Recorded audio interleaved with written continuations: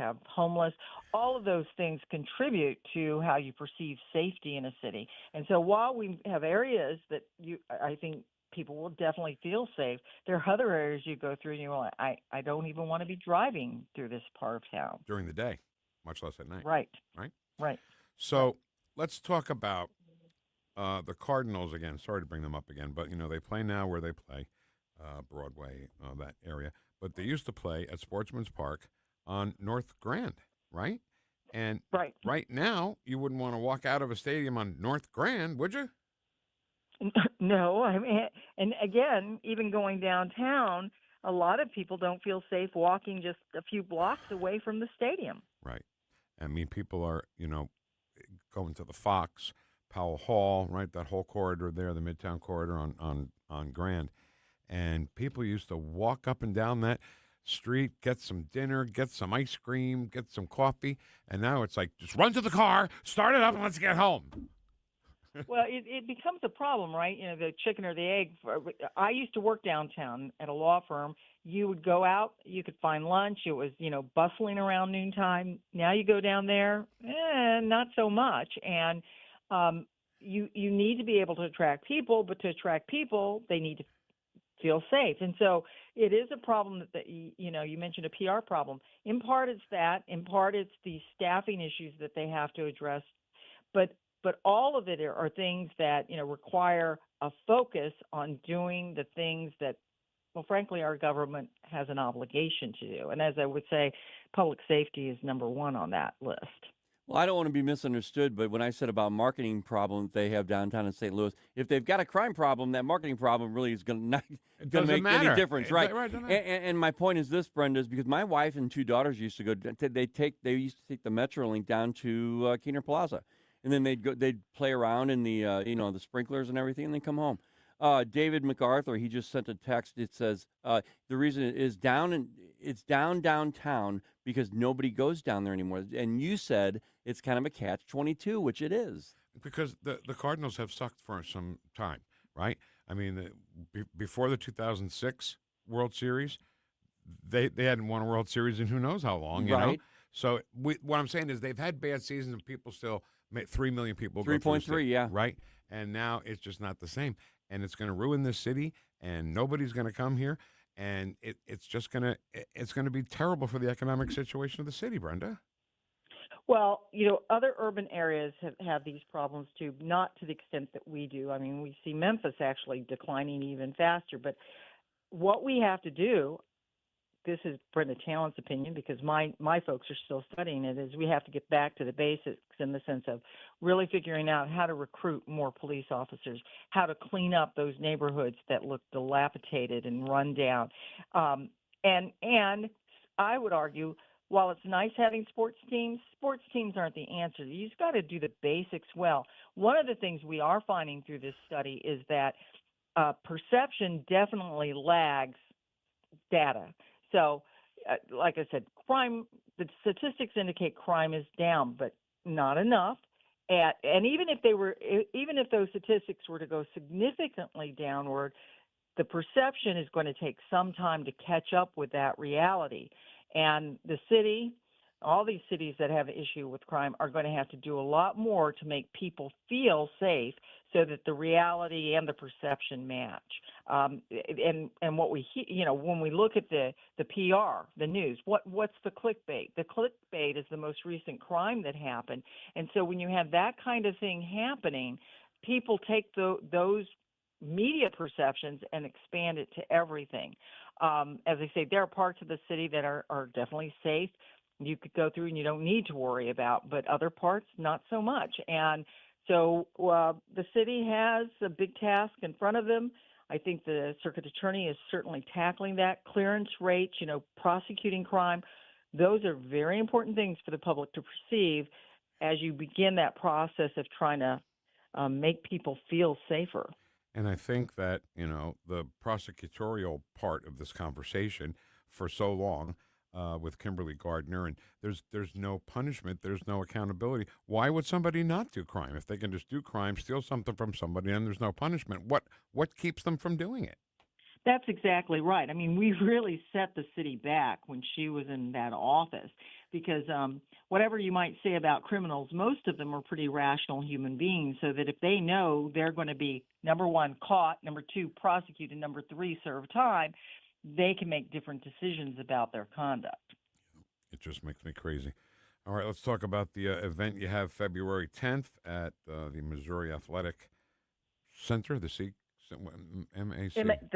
The MAC West, which is off the Pear But what does Road. it stand for? MAC, Missouri Athletic something. Club. There Missouri you go. Athletic Club. That's right on the outer road there by 270, right? It is. Yeah, it is. And the doors open at 4:30. It goes, the actual discussion goes 5 to 6. We want audience participation. The event is free, but you do need to register for the event. So go to showmeinstitute.org, O-R-G, and click on events, and it'll be the first thing you see, February 10th. All right. And you know what? I mean, crime in the city is something that should be a higher priority, I think, for Mayor Kara Spencer and, you know, just the whole thing. You have to have people feel comfortable going out to dinner. Like Ken said, you know, they take the Metro Link down to Keener Plaza. They have fun. They go to lunch. And they wouldn't do that now. Oh, my goodness, no. And that's not good for anybody because you still want to do it. The kids still want to do it. They would love it, yeah. But the city wants you to do it, but they don't want you to get mugged. It's a big web of intrigue that we have to figure out. All right, Brenda, CEO of Show Me Institute. Big shot. Thank you so much. Say hi to the senator for us, okay? I will. All right. Always great to have you. Take care. Bye-bye. Take care, Brenda. Brenda Talent. She's awesome. Yeah, she is. And it's funny because when I said to her, what are you, avoiding us? And she goes, well, I thought you were avoiding me. And we've had Stokes on for like 8 weeks in a row. We like him, we too. We love the heavyweight champion of municipal policy. But it's great because she's so passionate about the city, about the state, and so is Jim Talent. I mean, it's never ending. It has nothing to do with the job. It's about the passion. Yeah. And they have it. So what if we woke up one morning and we read the paper and we saw that Larry Connors was arrested for doing journalism in a church after he bought coffee for all the protesters. Right. I wonder what we would be saying. Well, he just happens to be in the studio. So we'll talk to him next. Commander Connors on 101.9 and 94.1 News Talk STL. Number one for live and local conservative talk.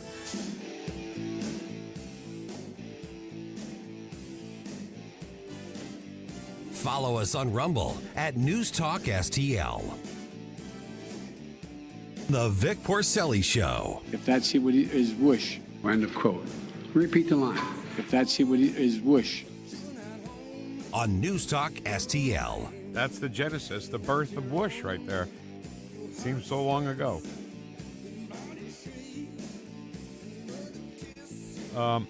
So there's a new Fed chair. I am hoping he'll drop interest rates, right? Jerome Powell wouldn't do it because it would have advantaged President Trump.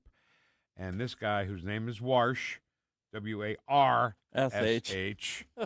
not like go wash your clothes. Right. And I think he will work with the president. I think he'll be able to bring interest rates down. And I think this is all good news. But I think, you know who knows whether it will be good news or not? Chris Cooper from Serenity Wealth Management. Because when you hear about that, so we got to check the Dow too. I bet the Dow's jumping with this new guy in already, and he hasn't even done anything. Just by the it'll be interesting, yeah.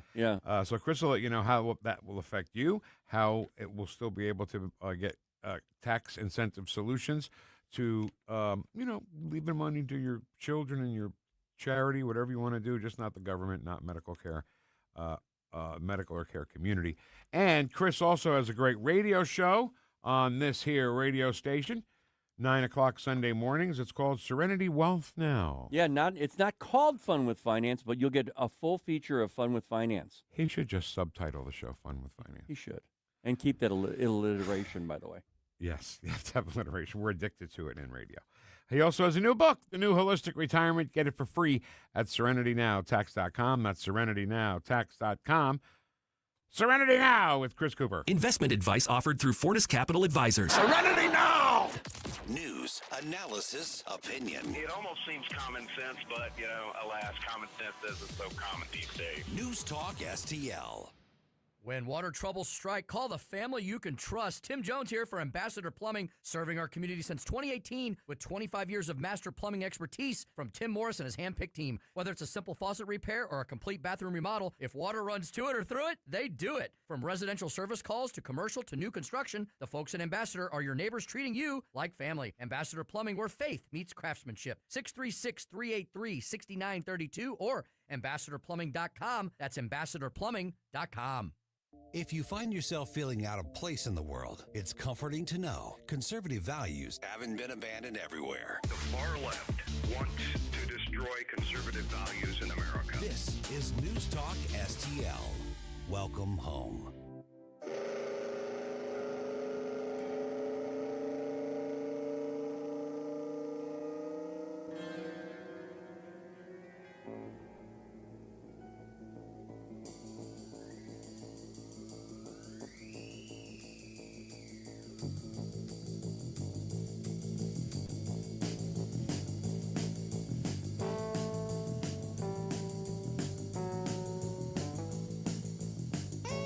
Talk lines are open now at 314-912-1019.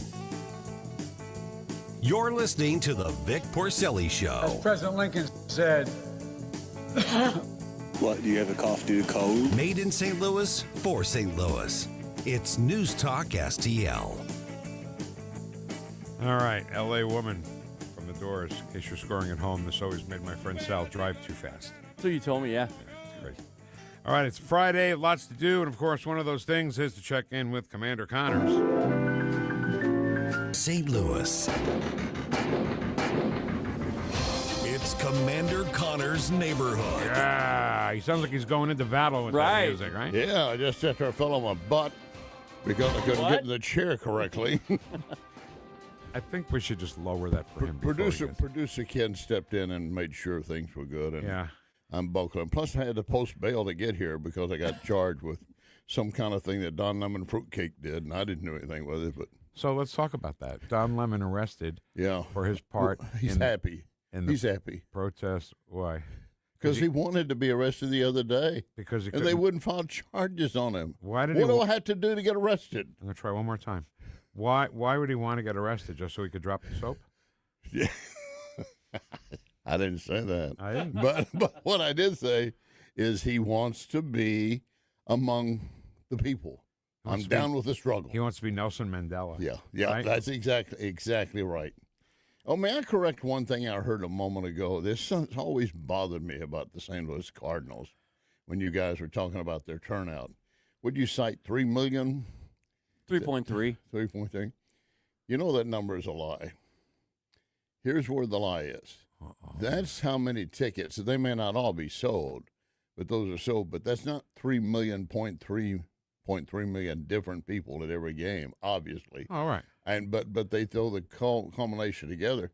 The Cardinal Nation is real. I support it. It's a big group. It's dwindling, unfortunately, lately because of the team. But every time I'd hear them say that, and I think they're making it sound like they had 4 to 5 million attending the game. Well, we know it's not all one game. But that's not even over the spread of the season. Yeah. A lot of those are multiple ticket holders or shared with friends if they didn't go. Tickets and stuff. The thing is whether the number's right or whether the number's wrong, the place was always packed. Yes, yeah. No matter what. Yeah, you never saw empty stand. Yeah, every time. Whether the Cardinals were good or whether they weren't good. Compared to the little Marlins where everything is empty. But it's not just that. No, it's the not. crime around that ballpark because people have come out and gotten jumped or mugged walking out of downtown St. Louis. We should be able to talk. We should be able to walk on the streets of downtown St. Louis. My sister actually, and her husband, they were downtown and they were watching an event. They came through their car and it was gone. I mean, it's stolen. You know, that's common practice down there. It's almost like if you park your car on the road in the evening in any way, shape, or form, it's going to be gone when you get there. Unless you go to the $30 parking garage, which we have to go to every time when we go to an event down there. And we go to the parking garage, go to the event, go back to the parking garage, and get the hell out of there. But they also have a note, we are not responsible for any damage or theft from your car. Right. So they're absolving themselves. Nobody wants to be responsible. And I have not I've not been to a baseball game probably in 6+ years. Wow. Because I'm going to be carrying, and you can't get in there. That's right. That's right. And I'm not worried necessarily about a shooting inside the stadium, right? But going to and from your car. And that's the only time you can't have the gun. That's right. So same thing with the Fox. Yeah. You know? Unless you have a trunk safe for your gun to stow away while you're at an event. No, I can have the gun in the car, but I can't take it. But you can't have it. I know, but that's their big thing, though. Is they'll go to the cars and look for those guns, though, because a lot of people will be carrying and say, I'll just put it in my car. Yeah. All right, so I want to get back to Don. Okay. Because what we don't want, Larry, for sure, is the government rounding up journalists and throwing them in jail. No, right? we don't. But I don't think he's a journalist. I don't think he was functioning as a journalist. No, he's not. He was an agitator. He's not. That's exactly right. I don't even think he can spell the word journalist. Or agitator. Oh, I know he can't spell agitator. Mm-hmm. But or ethics. All right. I mean, this is a guy, he's a loser in so many ways. He got a big start when the Ferguson thing hit, and of course he got picked up. Then he gets a CNN spot, and then he makes it a bully pulpit, and suddenly I can say anything I want, do whatever I want, and everybody's going to love me. And his own little circle, they do. They all applaud, like a Whoopi Goldberg and Joy Behar. They all have their little accolades. For him? Yeah, for any of them, yeah. No. I honestly believe that he thinks this, too. He's a gay black man. Yeah. And he could say whatever he wants. He's been drunk on New Year's Eve how many times for CNN, which to me is against so many different rules that you should follow on television. True. Yeah.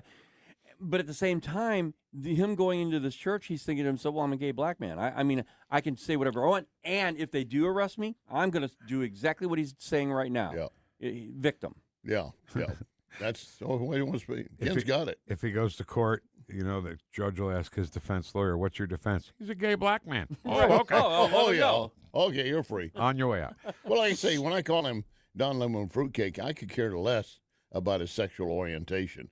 He's just nutty as a fruitcake. Yes. But when you say you could care less, when you say that, to me, it's like, well, I don't need to know who No, you don't. sleep with. I agree. I don't go. You're I gay. It don't make any difference. I As didn't long know as you're Scott, not preying upon children, I'm right. fine with it. I didn't know Scott Bessent was gay until like 2 weeks ago. Oh, I know. And a lot of the folks on the left have been absolutely appalled. He appointed a gay man to be head of secretary, and word was circulating, he's not really gay. Well, wait a minute. That's up to him, first of all. It's up to him. And Ken's right. Who cares? Who cares what you do? So I guess my point is he bought coffee and donuts for those protesters. So clearly, if it was premeditated that he knew these people were going in there, and he went into a church and they disrupted a mass, right? I thought churches were sanctuary, right? Sanctuary from everything. Well, they are if you're an ICE agent trying to get an illegal out of a church. However, try the same thing with a mosque and see how that goes as a gay black man. Right. Come on, we want to show you something up on the roof. I don't know. I don't like Don Lemon. None of us here like Don Lemon. Ken brings up a great point. How many FCC regulations did he violate getting drunk with Anderson Cooper on New Year's Eve? Oh, between the two of them. We can't do that. No. The whole network should be dissolved, and we're working on it, one or the other. Well, they do have dozens of listeners. They have tens, I tell you. Tens of listeners. How about that? Yeah. All right, so let's talk about you. Oh, good. Connors. Yeah, I want to talk about you. What do you think about me? I think your story behind the story is just addicting. Thank you. And, when you're in your car and you're listening to Larry Connors USA, and that story behind the story comes on, and you're stuck. If you get home, you're stuck in the driveway. What a shame. Until the thing is over. So how are those going for you doing it? I don't mean feedback from you yourself, critiquing yourself. I enjoy doing them. They're a lot of work because I have to do a lot of research, and I was doing one yesterday on the Challenger disaster, and I got a couple of dates wrong. Now, I hate making corrections, but if I'm wrong, I'm wrong. I need to make the correction. But it wasn't a big deal. It's just I said 83 instead of 86. 83 was a maiden flight of the Challenger. 86 is when the accident happened, and a couple of things like that. But I enjoy doing them, and sometimes there are sound bites that will accompany them, as with President Nixon and his remark, President Reagan, again, my mistake, his remarks about how they have left the surly bronze of earth to touch the face of God. A powerful, powerful I'm image. glad you said it. I might not have been able to get through that. That was powerful. I just let him play it out. And then tonight, we're doing the story of the first attempt to assassinate a president, and it failed twice. And the other night I had the story of the father who was purposely putting radioactive pellets in his child's underwear. Why? Because he hated his ex, and it was her son. So he's punishing the child because he hates the wife. Wow. Yeah. Wow. I want to go back to the assassination thing. Did that already run? No, it runs tonight. Okay, so no spoilers. Yep. But, and it's funny, when you said assassination, my head went, okay, Kennedy, Reagan, I tried to kill Reagan, William McKinley, Abraham Lincoln. Yep. So it could be any of those. Yep. What about Trump? Trump. Trump was another case where they did. But in this case, it was the same guy, and within a matter of seconds, he tried a second time, and it failed. Wow. Yeah. See, this is why this feature is so good, the story behind the story. And it I enjoy doing it. In fact, I was going to be talking to Jeff, say maybe there's a place to carve out sometime during some of the weekend where we can replay it 2 or 3 at a time. Yeah. How long are they? They fit basically with a commercial spot and everything because, as you know, we all work on a clock here. They have to fit within a 14-and-a-half-minute spot. But they can also be condensed in some areas. Yeah. Maybe we can donate one of our Saturday segments. Oh, this is where I'm volunteering. For Larry. What do you think? Oh, yeah. I totally not every Saturday, pal. Okay. Oh, no, but seriously, if he had 15 minutes for us, I'd insert that in immediately. That's be kind of cool. Well, I'm glad I brought that subject up. Now I don't have to talk to Jeff now. Talk to the boss. Well, he would have to give it the final okay. But we're producing live on the air on the fly. Yeah. All right, Larry. First of all, thank you for enjoying it. I enjoy it. I love it. And the public loves it. The Paul Harvey, the rest of the story, that was another one where I was stuck in the car. Yep. And my favorite one was when the Ivy League. Hold on, guys. The Ivy League was the football powerhouse conference of the country. Right. And back in before the turn of the century, guys were getting maimed and even killed playing college football. It's a game. So one of the kids' father went to the colleges and said, look, we have to make some kind of rules to keep these kids safe. And that's how the NCAA was created. Okay. I didn't know that. And that guy, who was the father of one of the players, was Theodore Roosevelt. Oh, that I did remember coming. Only now you know the rest of it. You're kind of stealing his thunder there by creating your own little story. Well, it's the Paul Harvey approach. Yeah, You're right. Paul Harvey did 30 years ago. Right. Now, may I add one other story? I'm with a guy playing poker the other night. Yeah. And he's talking about he's heading up some kind of international rugby group that they're putting together a thing. And rugby, they're tough players. I've seen bumper stickers, rugby players eat their dead. That's how tough. Wow. So we're talking about, I've always looked at them as, really tough because original football, they had no pads, a leather helmet, and that was it. Right. And I've had doctors tell me we had less head concussions if you took the helmets off. I agree. Because he would not be using it. And he was agreeing with that, and he said something I did not know, which I'll put in a future story, and that, remember Todd Beamer on the flight that went down that said, let's roll? 93, yeah. He was on board that flight. He was a rugby player, and another rugby player was there with him. Wow. And they decided, we're not going to go down without putting up a fight. And the two of them charged the door. And said, let's roll. A guy that Kenny and I worked with, Big Jake, was a rugby player. Yeah. 6'8". Yep. He was a rugby player. Oh, my God. They roll right over you. They do, man. Yeah, man. They are the rough ones. Larry, thank you so much. God bless you guys. Have a great weekend. Commander Connor's Neighborhood. All right, welcome to Friday. Ken, is it Friday? I have not been reminded one time yet today what day of the week it is here at News Talk STL. It's Friday. There you go. On 101.9 and 94.1 News Talk STL, #1 for live and local conservative talk. Follow us on Rumble at News Talk STL.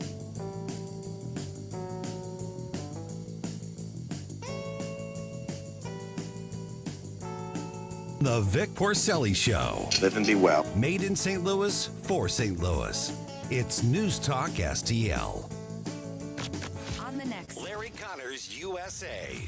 Today's story behind the story. The first attempt to kill the U.S. president, it failed twice. Larry Connors, USA. Now, weeknights 6 until 8 on News Talk STL. The St. Louis County Insider with Councilman Mark Harder. On this week's show, we have Steve O'Laughlin from Lodging Hospitality Management Company to talk about Westport and Union Station. We also have Elliot Davis. We're bringing Elliot Davis back this week to talk about the stories of his career. The St. Louis County Insider with Councilman Mark Harder. I'll talk to you Sunday night at 5, only on News Talk STL.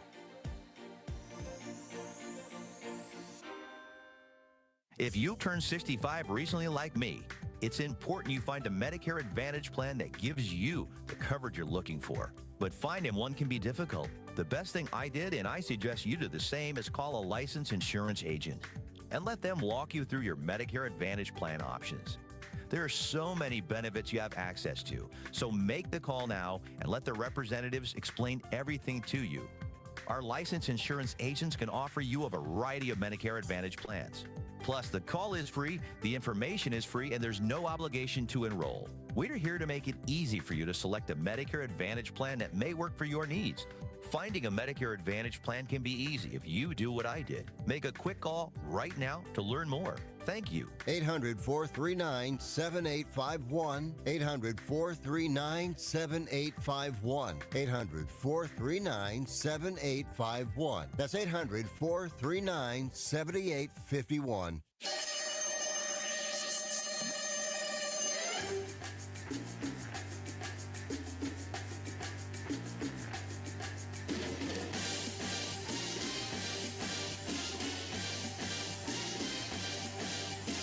Whoosh.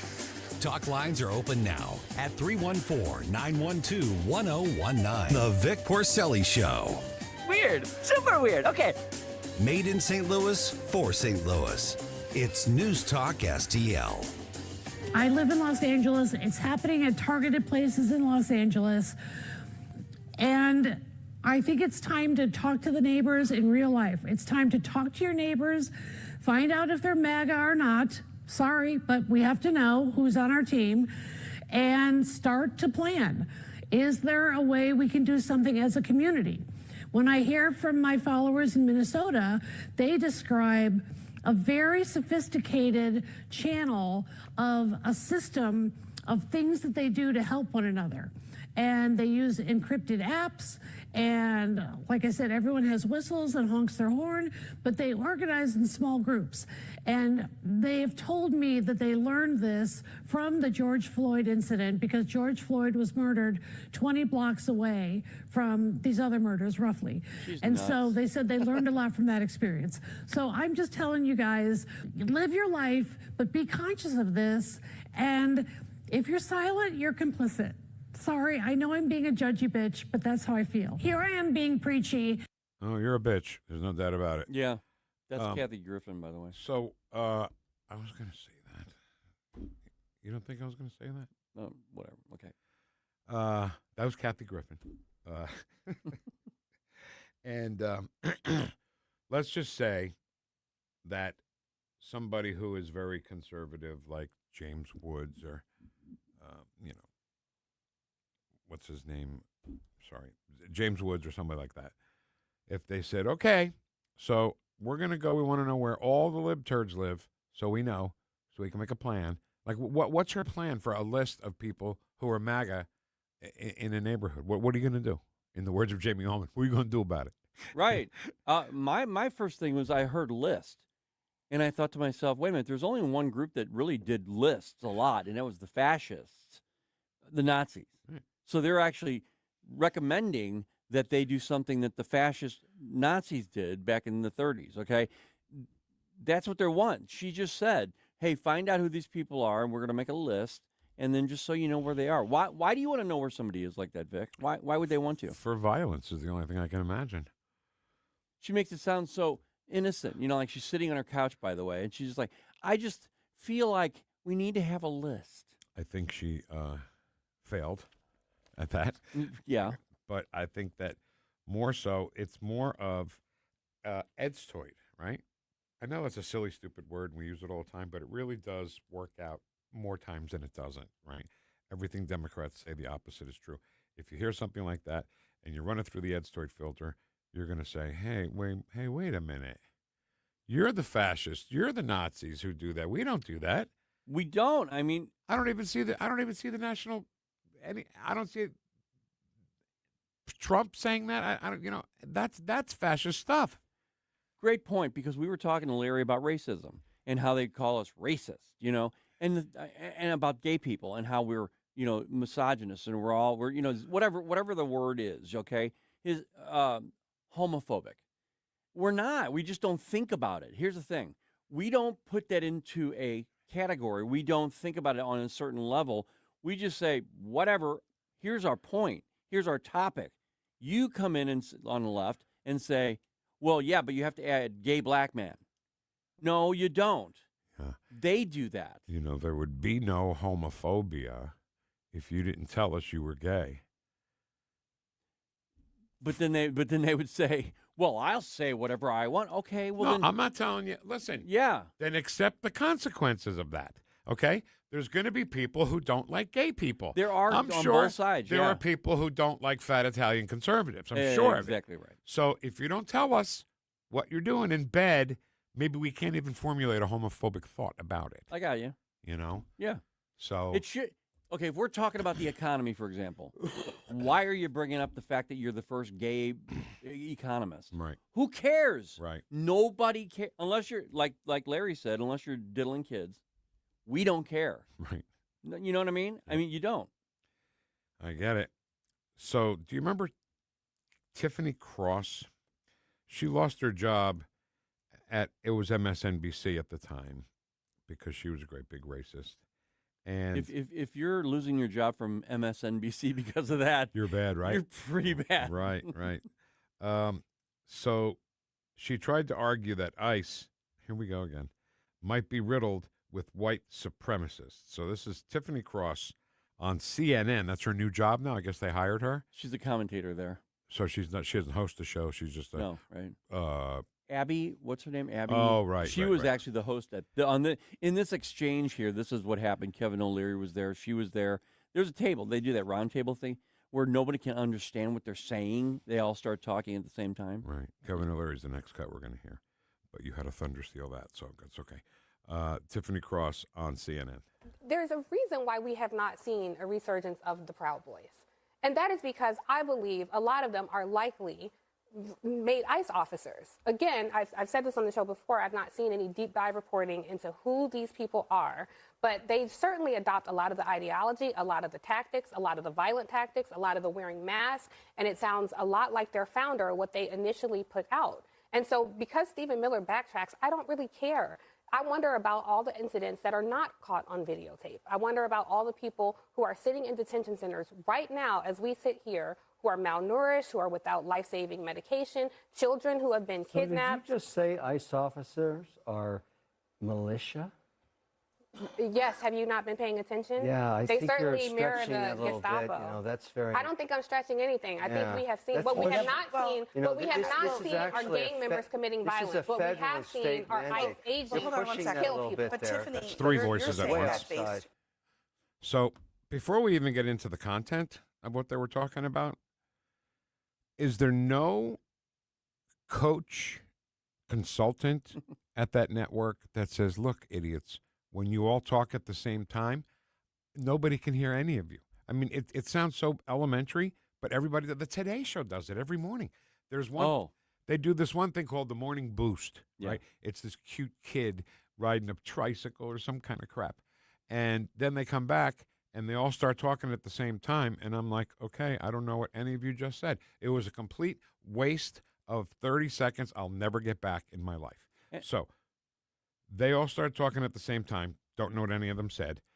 But there's something. What were you going to say? Because I want to go back. Well, because it's a round table. I don't understand why they even have that segment. Too many people. Yeah. Yeah. So can you play the beginning of that again? Because there's something she said I want to ask her a question about. There's a reason why we have not seen a resurgence of the Proud Boys. And that is because I believe a lot of them are likely made ICE officers. Stop.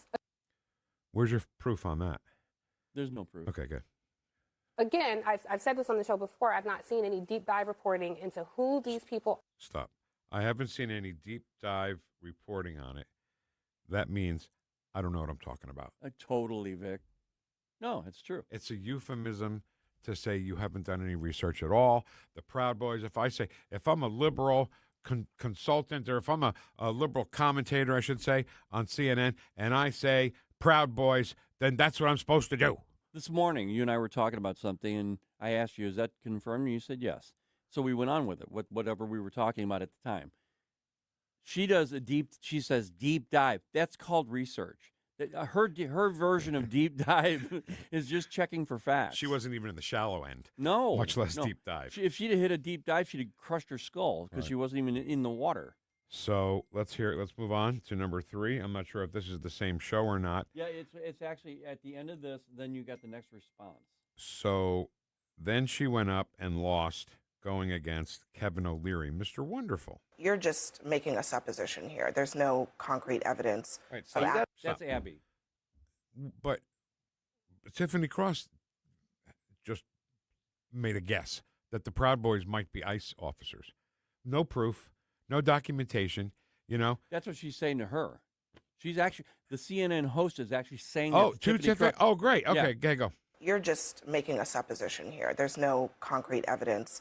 You got to be careful. That's way there was some supports. There was some men and women serving the government. We have seen white supremacist tattoos. Risking their lives, serving the government. Risking their lives, they're taking lives, You're calling them Proud Boy militia. Did you say that? Well, I did not call them Proud Boy militia, but I think it's disgraceful that you're sitting here. I'm actually not. But I think that there are white supremacist tattoos on their white supremacist federal officers. Yeah, white supremacist federal officers. Like, where are you going with this? Why would you say that? I'm going with my eyes, ears, and logic. There have been multiple ICE agents who have white supremacist men and women working for the federal government, risking their lives, carrying out a mandate, and they're white supremacists? Yes, and you're a member of a cult, so I don't expect you to have Whoa. I think the generalizations here are a bit of an overreach. Yeah, and let's not make personal attacks.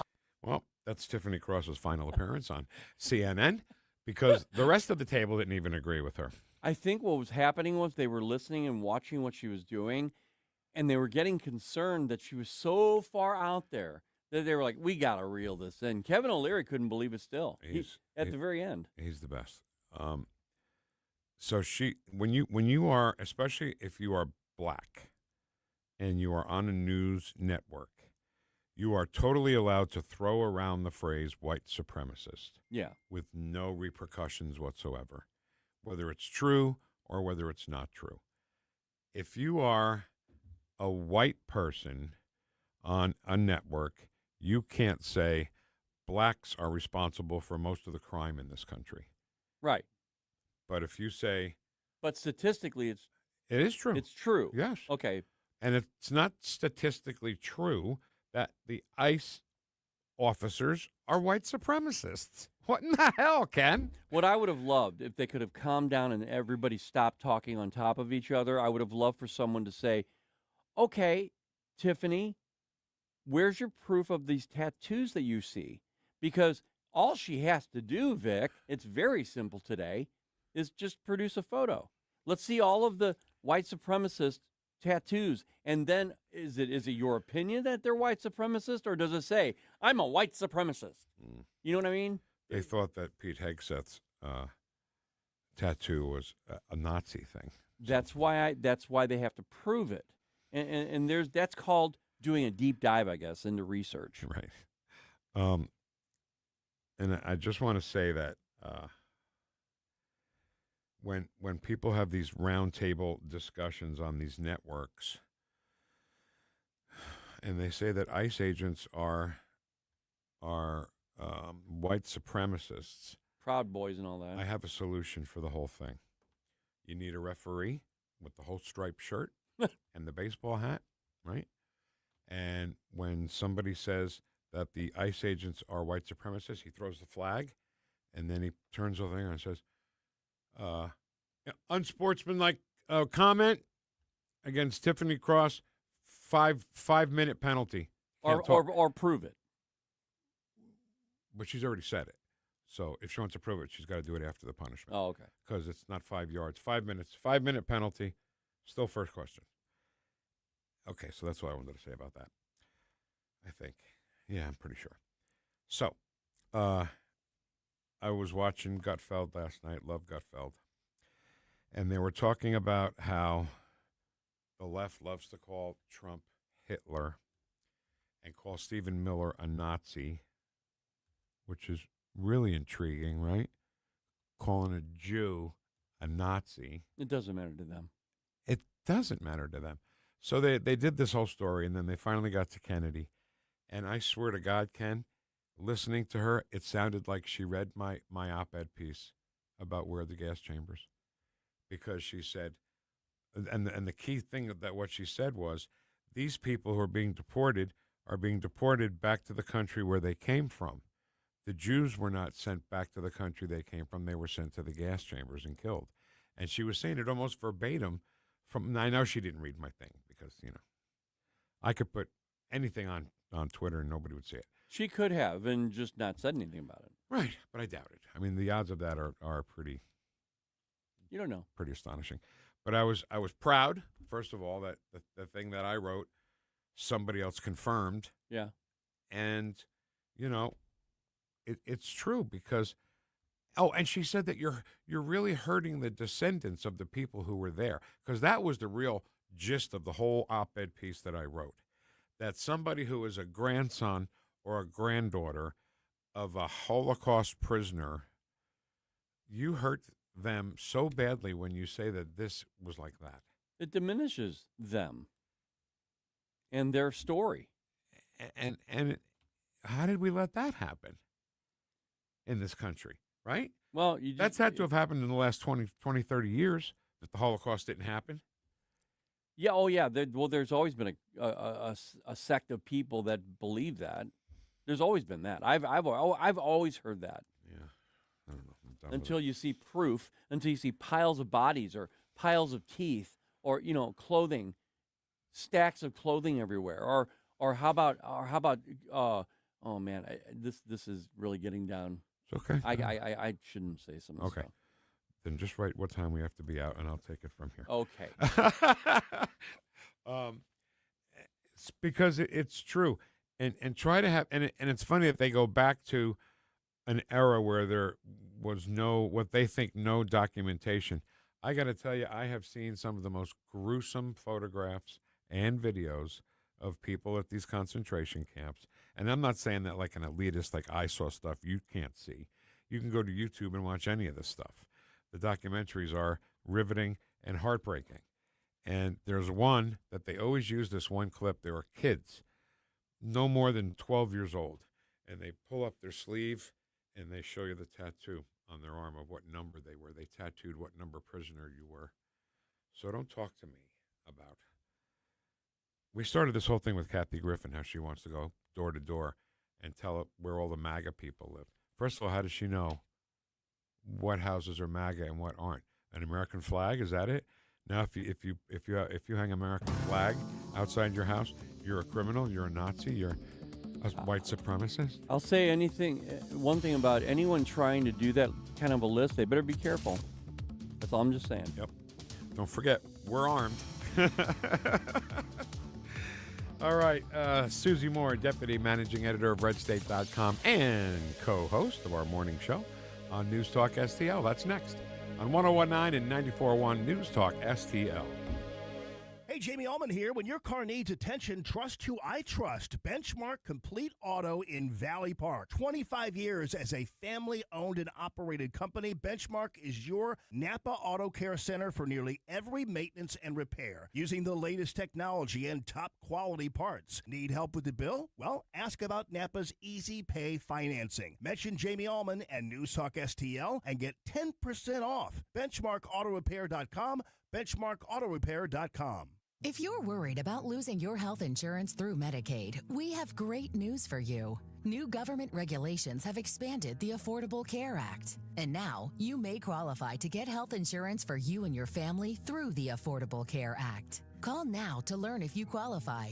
We know the healthcare regulations regarding Medicaid, and we've helped thousands of people find quality, affordable health insurance. Plus, all our research is free to you. So call us. With just one call, we'll shop from hundreds of different insurance companies to find you the right affordable health insurance plan. So if you're worried about losing your Medicaid insurance, call right now. Speak with a licensed agent and find how you may qualify for a new health insurance plan. 800-479-0931. 800-479-0931. 800-479-0931. That's 800-479-0931. Paid for by the Health Insurance Hotline. KLGY HD3 Clayton, K270BW Bellefonte, KNBS Bowling Green. This is News Talk STL at 1019, 94.1, and always streaming at NewstalkSTL.com. Breaking news this hour from Town Hall. I'm Rich Thomason.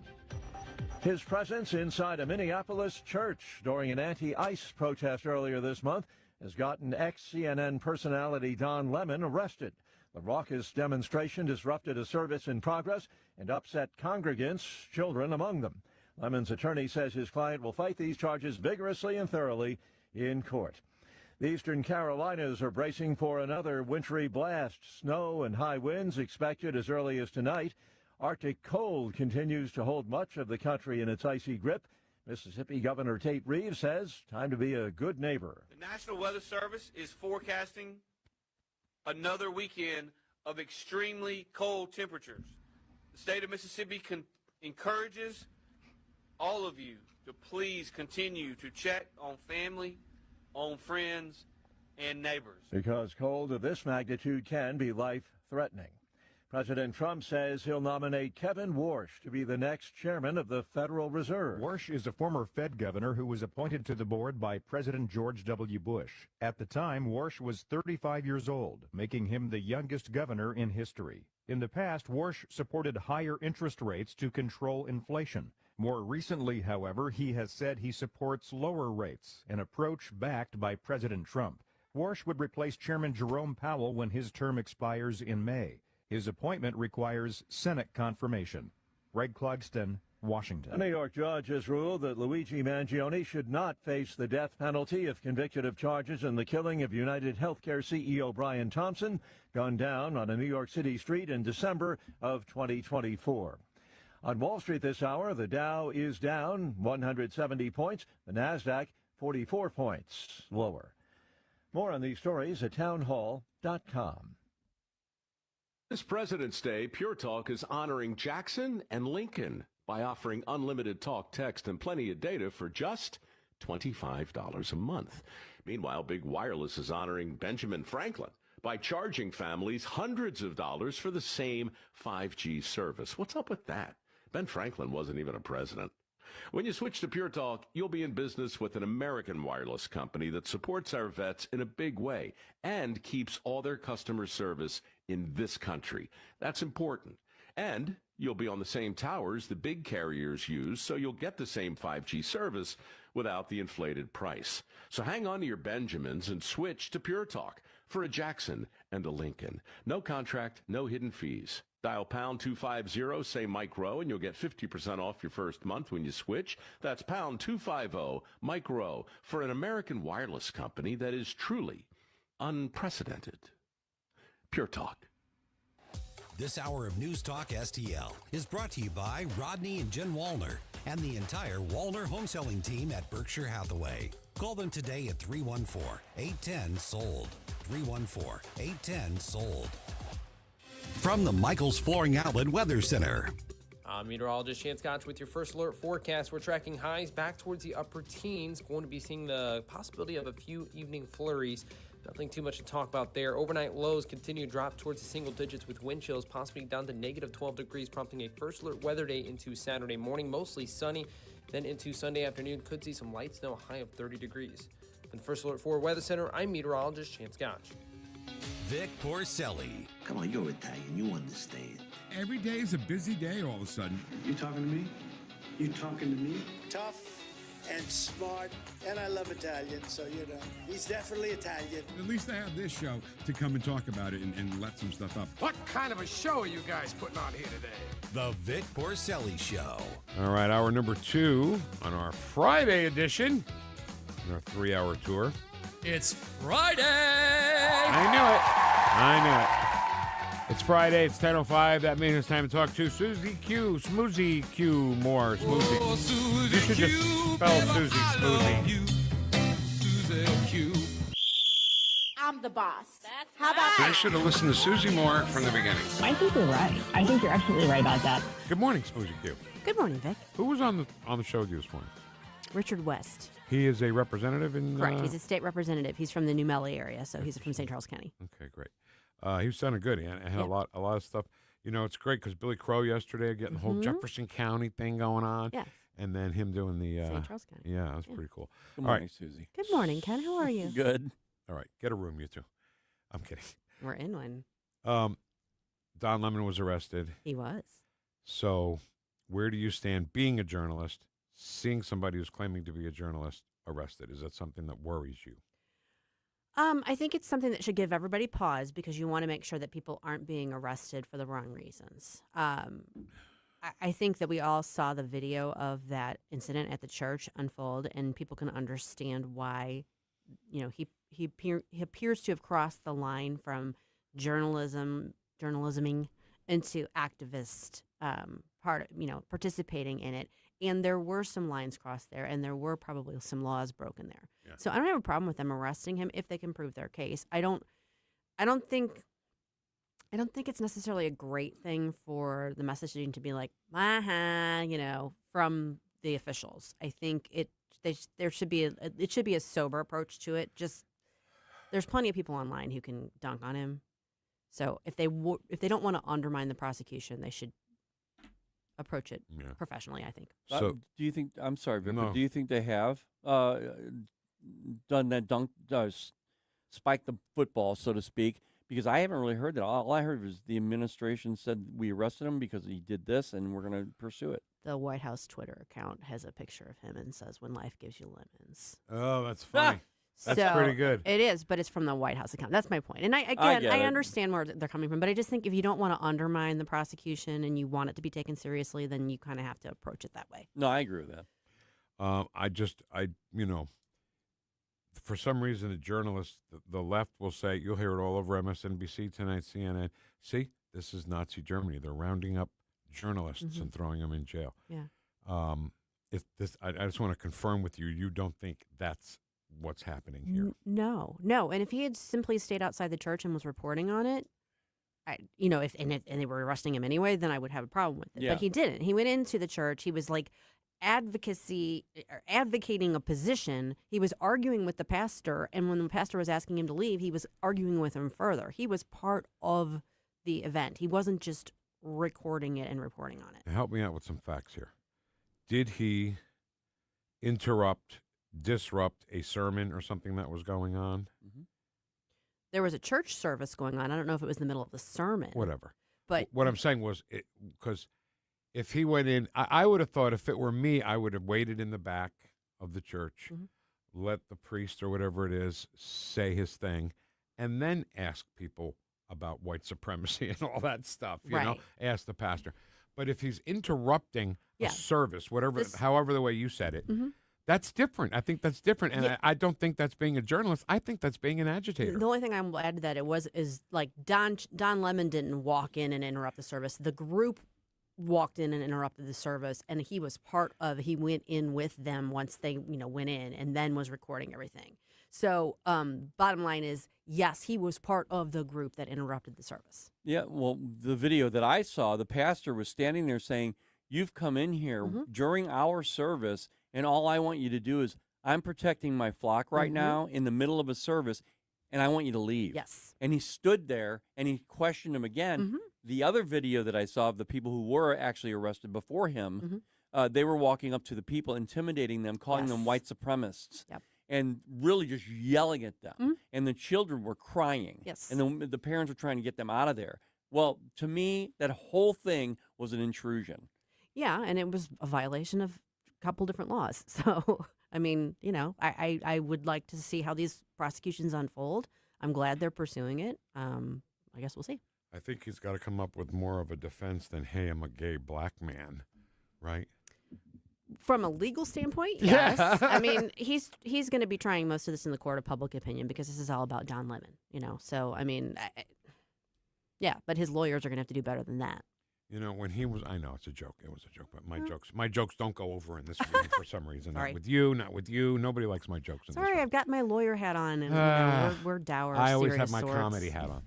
So when Don Lemon was on CNN, he would say some of the most ridiculous things. Do you remember? He and Chris Cuomo would do a little crossover before Cuomo's show started. Yeah, kind of. I didn't really watch that much, but. And the big thing was, it's you can't go out in New York City. It's not safe. Well, you know what? We went out. We had a nice dinner tonight. We had a great dinner. People came up to us and said, "Thank you for what you're doing." I don't believe any of that. I swear to God, for some reason, as innocuous as it sounds, I don't believe any of that. Who knows? I mean, it may be true for him. When you're talking about basing something on anecdote, maybe your personal experience was a good one. That's great. That doesn't mean that there isn't crime. That doesn't mean people aren't concerned for their safety. We had a whole conversation with Brenda Talent this morning about crime, and I said I think that the attendance at Cardinal games are low, not just because the Cardinals suck, but because it's dangerous to even around downtown St. Louis, around the ballpark.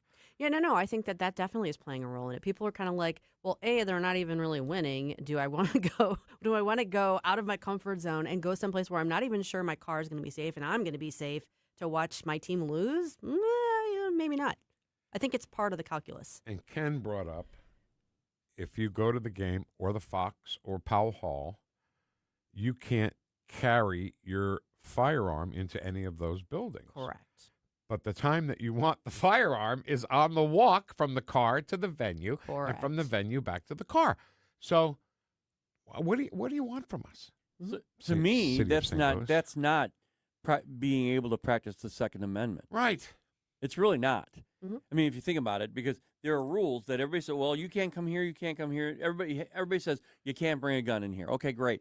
Well, then I'm not able to carry a gun. Right. And the problem with that is if you're talking about, and there have been challenges on some of that. So if you start out and say it's someone's house, does someone have the right to say, hey, you know what, I really don't want guns in my house, so if you're going to come over, I would love to have you come over, but please don't bring your gun into my house. Right. You may not agree with it, but you got to respect it. Well, okay? Sure, absolutely. So then, place of business. I mean, that's open to the public, but they're not a government entity. Do they have the right to do that? So that you kind of spread out from there. And I completely agree with you, and I understand. And from a practical standpoint, yeah, you're right. Like, what good does it do to have your gun with you if you have to leave it in your car where it's going to get ripped off anyway, and you can't use it to defend yourself if you're walking between your car and the place? I don't know what the easy answer is to that. You do or you don't? I don't. Okay. I know one answer, and that is doing a better job of policing and making sure that you're minimizing crime so that people don't feel like they can't walk from the parking lot to the building without fearing for their lives. I mean, we used to walk around downtown all the time, downtown proper, and not really be worried from a safety perspective. But anymore, it's not so much like that. My wife used to go frequent the Keener City Museum with my daughters. They would go eat and then go back to the City Museum, then get back on the Metrolink and come get dropped off at Shrewsbury. That's how it should be. Yeah, and then I guess it was probably 2 years ago. She went to a concert downtown, and she took the Metrolink from Shrewsbury out, and I was so nervous. And she was with her girlfriend, but man, I was just so nervous for her, and I dropped them off, and I picked them up there, but I was very unnerving. Understandable. And that's not even being out. Being on the train isn't even safe anymore. Right. So now we're really into a quandary. So then I guess the question that they would ask was, well, who can have a gun and who can't have a gun at the Fox at the stadium, right? Those are the questions you'll hear. But I will always state, and people that listen to the show, I'm sure, are sick of hearing this, okay? Let's talk about schools for a second, okay? Gun-free zone, that is the path of least resistance for a killer. Well, sure. If they had a sign that said, we have guards that have guns and we'll shoot you in the face if you try to hurt our kids, that may be a better sign. There are actually schools in Texas that I've seen that have that sign. Yeah. No, No, I agree with you. I mean, if you're just saying this is a gun-free zone, basically you're painting a target on you. Yeah. And that's true for churches. That's true for schools. Exactly. It's true for any business. Exactly. So, yeah, I think that was one of those things that it sounded good in theory, but in practice it ends up just making you more vulnerable. And schools, this came up big time after Uvalde. Schools need to be focusing on hardening their security. Yeah. People worried about teachers having guns in the classroom. Okay, well, make sure that if you're going to allow that they're trained and they're willing to be responsible for that. But more than anything, you need to make sure that people don't have access to your school building. We talked about, this was during the Biden administration, about hundreds of billions of dollars being spent on this, public schools and kids' education and how bad the kids were in learning. I mean, it was terrible. $3 billion we came up with. Somebody came up with the stat that it would cost $3 billion a year to take all the veterans that are in the areas of every public school and hire them to just be retired people going in already pre-qualified to go in and carry guns and be just be resource officers in these different schools. $3 billion. I say that's a great investment. I think so too. It's just crazy, and the path of least resistance. I know it sounds stupid, but it's true though. When water goes down a mountain, it goes around. It goes around the stones, goes around the rocks. Those the rocks are the ones that say we have guns. That's exactly right. It's craziness. I don't know. I just it hurts me that people can't walk around in downtown St. Louis, and I'm not talking about North St. Louis. I'm not talking about Chevy Chase rolling into North St. Louis saying, "Excuse me, Holmes."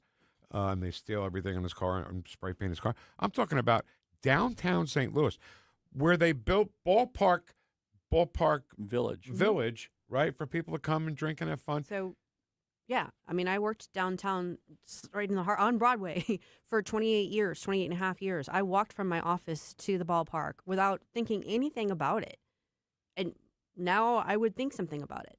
Was this a lawyer job you had? The lawyer job I had, yeah. That lawyer job? Yeah, I walked from my office to the courthouse all the time. Walking up Market. I mean, it was not. I didn't even bat an eyelash. I mean, KSTK has now moved from where they were on Market Street to where iHeartRadio used to be. So has KMOV. That was almost a heritage location too. I mean, you knew that they were downtown. All the TV stations were downtown. I used to but I used to be in the restaurant and would watch Julius and those guys come over from KMOV because our office was in their building. They're gone. They're out here in Maryland Heights. The old location of Channel 5 was where they would come down and people would talk about their charity event. We have a trivia night coming up tonight, and a choir would sing or something would happen. It's right across from the courthouse. Yeah, I was there all the time. Yeah. You saw Larry Connors down there. Okay, hold on. You guys are getting ahead of me, and you're pissing me off. So let's just hold on. I'm talking about Channel 5. I know. Okay. So I was down there one time, and Scott Connell was doing the news, doing the weather, and he was doing it, watching it through the glass, right? He was outdoors. All the high school kids are there, the cheerleaders with their pom-poms and all that stuff. And he would look at the thing, and then he would just go like that with his hand, and then that told the director to change to the next screen or whatever. And I was just like, oh my God. I was astonished at what a well-oiled machine that was, Yeah. And now it's just a mess. I mean, it's just a mess. I'm sorry. This guy, Gary Frank, in the morning, he does weather in the morning on Channel 5. I don't see it. He makes me angry because if it's going to be a bad weather day, I don't need to see the radar map for 2 or 3 days from now. He's got less than a minute to do it when Al Roker says, "Here's what's happening in your neck of the woods," and then he talks about the pressure, the low pressure. What's the temperature? And does my kid need a coat or an umbrella to wait for the bus? He needs to get to the point. Cut to the chase. So, okay. Yeah, I never see that because I'm here on the air. Yeah, I see it. Just for last thing I see before I leave the house is Paul doing the traffic. Oh, yeah. Our buddy Paul Cook, who does a great job doing the traffic. All right, let's talk about something else. Okay. This guy, the new Fed chair, do you know anything about him? I don't. I saw that President Trump, identified him as the person he wants to name, but I don't know anything about him. I know that other than he's not Jerome Powell. I know that a lot of people in St. Louis are going to spell his name wrong. They're going to spell Warsh. What? Isn't it Warsh? Yeah, let me finish what I'm saying. Okay. And then the joke may be funny. I'm sorry. Okay? You're a little agitated today. Well, I'm just trying to talk, and everybody's jumping all over me. It's pissing me off. Thunder. I'm sorry. So, people in St. Louis may spell his name wrong. They may think it's W-A-S-H because they all say Warsh. That's true. That's true. Now, it's not funny because I told my joke all mad. So, anyway, do you think at least no matter who it is, will lower interest rates? Well, I think it depends. I mean, that it's the Fed is a body. It's not just one person making the decision. Obviously, the chair plays a pivotal role, but they're going to make their decisions. In theory, they should be making them non-politically. But they're arguing that if they're opposing what Donald Trump wants, they're being non-political when really they're being political. I don't know anything about this guy. I don't know what they're going to do next. I mean, what about the Federal Reserve as a body? Is it that important? Do we really need it? I don't know enough about that area of. I'm not a finance person or even really a strong person when it comes to understanding economic, all of that stuff. So I don't really have a good feel for whether or not it's really necessary. I think that we probably have gotten away from what the Constitution was originally, how it was originally set up under the Constitution, and maybe there's an argument that the Fed should be ended, but I don't know enough about it to make that. It's my understanding that the Federal Reserve is a conglomeration of banks throughout the country, and it's private. It's not federally. It's not a federal government agency. Tricky name, though, right? Tricky name. Federal Reserve. Right. And there's a little bit of overlap there, but yeah. Well, I think there's a lot. I think that if you're either private or you're federal. I mean, they're not. He's right. They're not a federal organization. And not at all. They're not even close to that. But yet we're building their $3 billion new facility. Who appoints the governors? I don't know. Well, we'll have to look into that. Well, no, the President of the United States. Witness President Trump announcing today that he's going to appoint Kevin Okay, Warsh. but then why are the banks in control of the decisions That's that are being made? That's a fair question. I'm just saying that's why I was saying there's some overlap there. There is some federal involvement because otherwise the president wouldn't be appointing the governors of it. Here's a wacky story I heard just recently that blew my mind. J.P. Morgan was, back in 1912, wanted this thing called the Federal Reserve, right? And John Jacob Astor, who was the richest person on the Titanic, and a guy named Strauss, who owned a Macy's, I think, another big money guy, did not want a Federal Reserve. They thought it was bad for the country. And Titanic went down, and last minute J.P. Morgan said, you know what, I'm not going to take this cruise. I'm going to bow out. And then they died, of course, on the Titanic, and then he got his Federal Reserve. I mean, this government, everything has been crooked since day one. I swear to God. Yeah. All right. What's coming up on the Red State Radio this weekend? Well, we're going to be talking with Ward Clark, Alaska Man. Love him. And Terry Christoph. Terry just did a great VIP piece about the 40-year anniversary of the Challenger explosion. And so we're going to talk about that and a few other things. Terrible that we always know where we were. Oh, yeah. Things like that. Just terrible. Absolutely. All right. Smoozy Q on Twitter, Deputy Managing Editor of Red State. Thank you, Susie. Thank you, guys. Thanks, Have a good weekend. You Coming too. up next, what are you watching? Kathy KAISER, Fox 2. On 101.9 and 94.1 News Talk STL. Welcome home.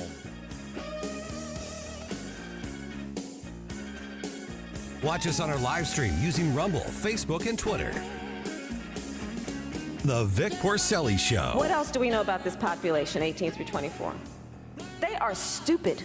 They make really bad decisions. Oh, that woman. Got a mouth like an outboard motor. All the time.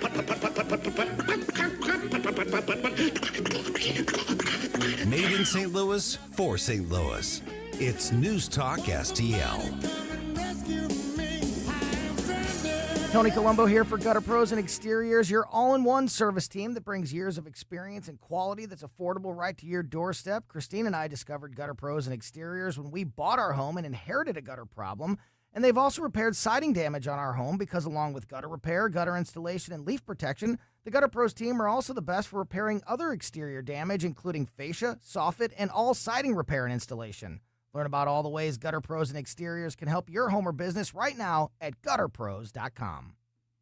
Tim Jones and Chris Arps in the afternoon. Speaking to David Stokes, Director of Municipal Policy at the Show Me Institute, tell Chris and I about Waymo, these robo-taxis, That is pretty obvious, that these cars are much safer than human-driven cars. And much like I like horses, I like humans. Dave, my God, man, they're killing cats. I'm not an expert, but I do believe in the history of America that probably some human-driving cars also run over a cat. Tim Jones and Chris Arps, weekdays at 4 on News Talk STL. Why are you going to work? It's Sunday. It's a brand new show on News Talk STL. JC's Sunday Showgram. This is eagle watching season up in Alton. We'll have fascinating eagle facts this week. Also, a list of some of the worst bosses I've ever had. There's no shortage in the St. Louis radio business. Plus, we'll return to Moscow, our trip 1990, for the opening of the first Rusky McDonald's, all brought to you by the Weber Automotive Group. Sunday morning, 7 to 9. Then podcast each Monday on NewsTalkSTL.com. News Talk STL. Whether at home or at work, you're mobile. So when you're mobile, stay mobile. Keep St. Louis's home for conservative talk with you wherever you go. Download the News Talk STL app in the App Store or at NewsTalkSTL.com.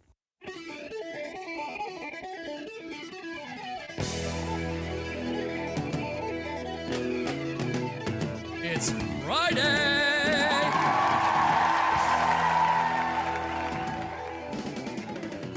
Talk lines are open now at 314-912-1019.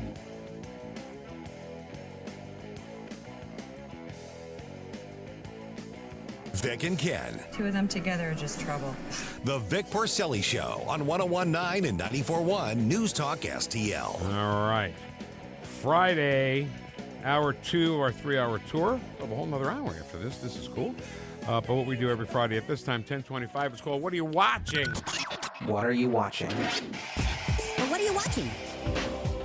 What are you watching? What are you watching? Kathy KAISER from Fox 2. Hi. Hi. How's it going? You? Good. How are you? Hey, Kathy. Good.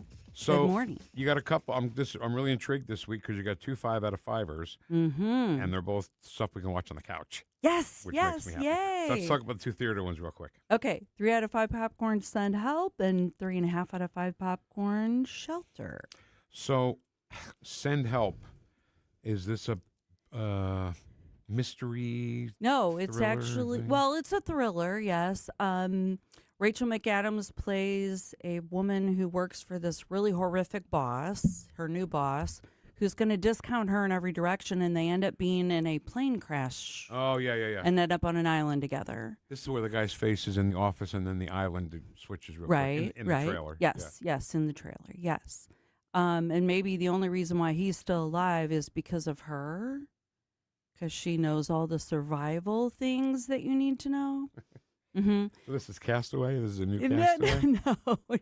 No, actually, they have a very antagonistic relationship throughout the whole movie that they think, periodically you think, oh, it's going to shift. But no, he's a schmuck. He's always going to be a schmuck. And he will never, be able to accept who she is and what she brought to the table. KATHLEEN would love that schmuck. He's a schmuck. He's a schmuck. All right, let's move on to Shelter. This looks actually pretty good. Jason Statham. You love him, right? Yeah. Everyone loves him. Yeah. And of course, there's lots of action. Maybe he was part of MI6 back in the day. Now he's on a deserted little island in his lighthouse, making his way. And there's a young lady involved who keeps bringing stuff to him, like his supplies, right? Without giving it all away. Okay. So he's not a castaway. He's there. He's there on purpose. On his he's own hiding. accord. He's hiding out. Yeah, he's hiding out. The only thing I don't like about Jason Statham is it's hard for me to understand him sometimes.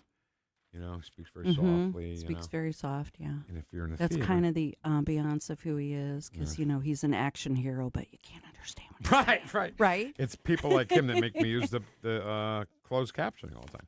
Right. So you didn't see Melania? I didn't. They didn't show it to us. Okay. But I'm going to go see it. Oh, I'm going to go see it this weekend. Okay. I'm looking forward to that. Yes. You're going to go see it this weekend? No. I'm not looking forward to it that much, I guess. But I do want to see it. I really love her, and I don't know. I can't wait to see it. All right. So if we're sitting on our couch, Kathy KAISER, yes. What are we going to watch that's really, really good? That's really, really good. Is Shrinking season 3? We've talked about this. Like maybe, for your birthdays, I'm going to get you Apple TV Plus. Bah. There you go. So you guys can watch it. So this Jason Segel, Harrison Ford, Jessica Williams are shrinks. This is the 3rd season, and it's really hard to say, that every season gets better, but every season gets better between the writing and the characters and what's all going on in their life. And I think the most crucial thing is they're shrinks. They're helping people in numerous ways with everything that's going on in their patients' lives. But without them helping one another through what's going on in their lives, they need their own shrinks, right? So they give therapy to each other? It's therapy to each other, yes. So it's nothing about being in the pool? No. I like I was in the pool. Okay. He's so funny. I forgot. Yeah, that one, it sounds like it's really going to be interesting, and it's a different type of spin, I think. I like unique storylines, of course, I always say this, but it sounds like that is kind of. He breaks some rules to... He does. Yeah. It's called, well, I don't want to give it all away, but once you start watching, and this is the 3rd season, in the 2nd season, there's a thing that they call Jimmying. Now, that's a real word, right? Mm-hmm. But Jason Segel's character is Jimmy, and he is Jimmying his patients. Okay? Like Jimmy Does the that make Lock. sense? You Jimmy the Lock. Yeah, exactly. But sometimes I get anyway, Jimmy he legs. has very unconventional ways that he helps his patients that Harrison Ford's character, his name is Paul, is not on board with because he's old school therapy, right? Why are you doing these things? But then when he sees it's working, he has to kind of back off. Jason Segel keep his clothes on in this one? So far. Through 3 seasons. So far. All right. So far. The one I'm really excited about, and I've watched a little bit of the first episode, I'll dig into this weekend, Mel Brooks, the 99-year-old man.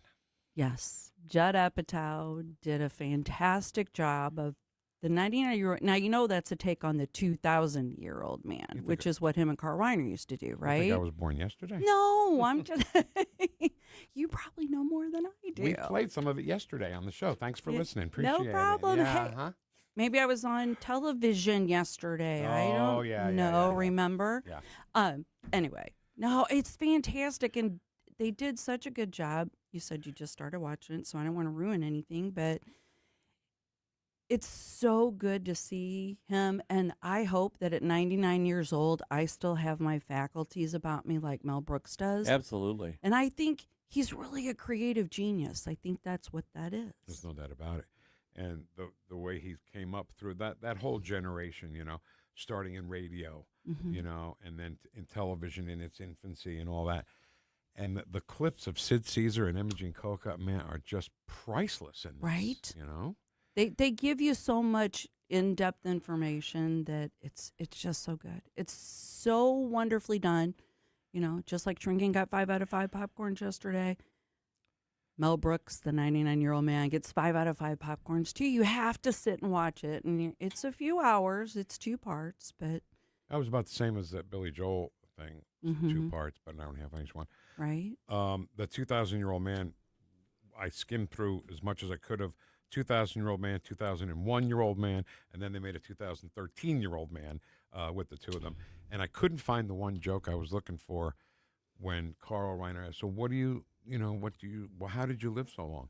He says, garlic.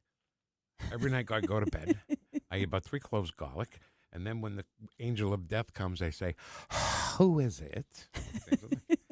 Ken, what are you watching? Gotta love it, right? Oh, I watched The Rip. I think you 4 out of 5 popcorns from you. I think it's really good. It was a roller coaster. I mean, I was pissed at them and then Matt Damon and Ben Affleck. But I thought they did a great job together. Of course they would, because they're like bros anyway. Right. But right. I love the plot. I think it was really, really well done. It kept you guessing, right? Yes, You to the didn't very, know. very last part of it. Is it a movie? The Rip. The Rip. It's a movie. So Yes. On serious, it's a Netflix. movie. And there was another one called Sinning, or what it was called, Sin, something with sin in it. Sinning something. Sinners, maybe. Oh, Sinners The is the one that movie? got all the Academy Award With Michael B. nominations. Jordan. Yes. Yes. That was good. Yes. It was good. Yeah, my wife and I watched both of these, and we both liked them. That got the most Academy Award nominations of any film ever. Ryan Coogler is at his finest. And Michael B. Jordan plays two people. Oh, he that's plays right, twins, Yeah, right? right. And how he hasn't won something thus far is astonishing to me because he is so good. And Tom Hardy gets the win first because he played both Cray brothers in Legend. Mm-hmm. So, and he did a great job. Oh, okay. Okay. I forgot about the bromance. My husband has the same bromance with Tom Hardy. Yes. Dear God. Seriously? Yes. Did you see Peaky Blinders? No. He's watched every... No. If I'm not in a movie theater, I have to be selective what I'm watching at home. Yeah. I'm sorry. I don't have enough time in the day. Well, it sounds I do have like to work for a living, too, you know? It sounds to me like you and your husband have this really good relationship. He watches completely different movies than you. Absolutely. We have 3 large screen TVs in our house. Pick one, right? Yeah. I just watch my stuff on the laptop with the headphones in. Do you really? Yeah. Very cool. Everything. Very Everything I watch cool. like But I'm glad you love Sinners. I love Sinners. Like I said. I say the it's- Rip, man. Go to Rip? see the Rip. Yeah, it was good. Well- I love these unique plots like that. That keep you guessing, right? And I couldn't believe the setup. It just, you got to see it. And Right, it's you a gotta new story. It's not a retread of Oh, something. no, right. no. That's what I love about it. That's, And, like, yeah, I always stop myself. We don't want to give too much I know. away I know. on it. But I didn't. when I you did put pretty- Matt Damon, no, I'm saying me. Oh. When you put Matt Damon and Ben Affleck together, it's always going to be good because they just are so natural in bouncing stuff off of one another because they've been friends since what? Yeah, grade school, it's almost like right? that sibling sound. My brother and I, when we played in the band together, we had a sibling sound. You'd naturally vocalize together because we're used to each other and we had the same DNA makeup. almost. Yeah. Exactly. Well, the same thing here. These Almost. guys have been around together for so long acting. It's like they just know. You know, My daughters are like that. My daughters, when they sing together, the harmonies are seamless. Yeah. I think because of not DNA or whatever, but they're same. I don't know. What am I No, trying it's to say? from the same. Yeah, You're they're the from the same musician. DNA. Yeah, Yeah, that's yeah. pretty much it. All right, so I watched the first episode of because when Landman was over. Did we talk about Landman last week? No, but man, I'm still in it. Landman. How far along? How far along? I'm at the season 2. I want to say 5th episode. Okay. That's why we stopped last week because you and I were going to give way too much away. Yeah, I don't want to do that. Yeah. But Landman was great. So when Landman ended, you know, when you watch something on a streaming platform, instead of I like reading the credits, first of all. So they shrink down that credit screen down to nothing. And then here's what's next episode. Or in the case of Landman, that was the last episode you could watch. So they suggested something else. And what they suggested for me was the mayor of Kingstown. Have you seen that? I have. Jeremy Renner. Do you like Jeremy Renner? Yes, I love. Do you like Jeremy Renner? I like him now. It's a good show. So, It's a good you know show. me. I say I'll give it half an hour. Nobody dies. I'm out. The first 10 minutes, somebody gets their head blown off. I'm in. All right, here we go. Lots of shoot 'em ups. All right, Kathy, thank you so much. Thursday mornings on At Channel 9 a.m. 9 a.m. and then again at noon. Okay, fantastic. Love Thank it. you. What are you watching? Thanks, Gabby. All right. You know who we haven't made fun of in a long time, Ken? Who? Hakeem Jeffries. Oh, boy. So let's do that next on 101.9 and 94.1 News Talk STL. Welcome home.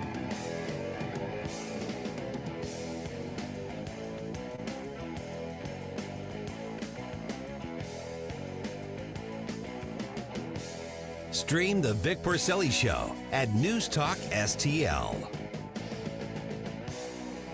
The Vic Porcelli Show. Smitty Werbin Jaegerman Jensen. True international effort to pressure. Smitty Werbin Jiggerman Jensen. Now, he doesn't involve our institution. I just...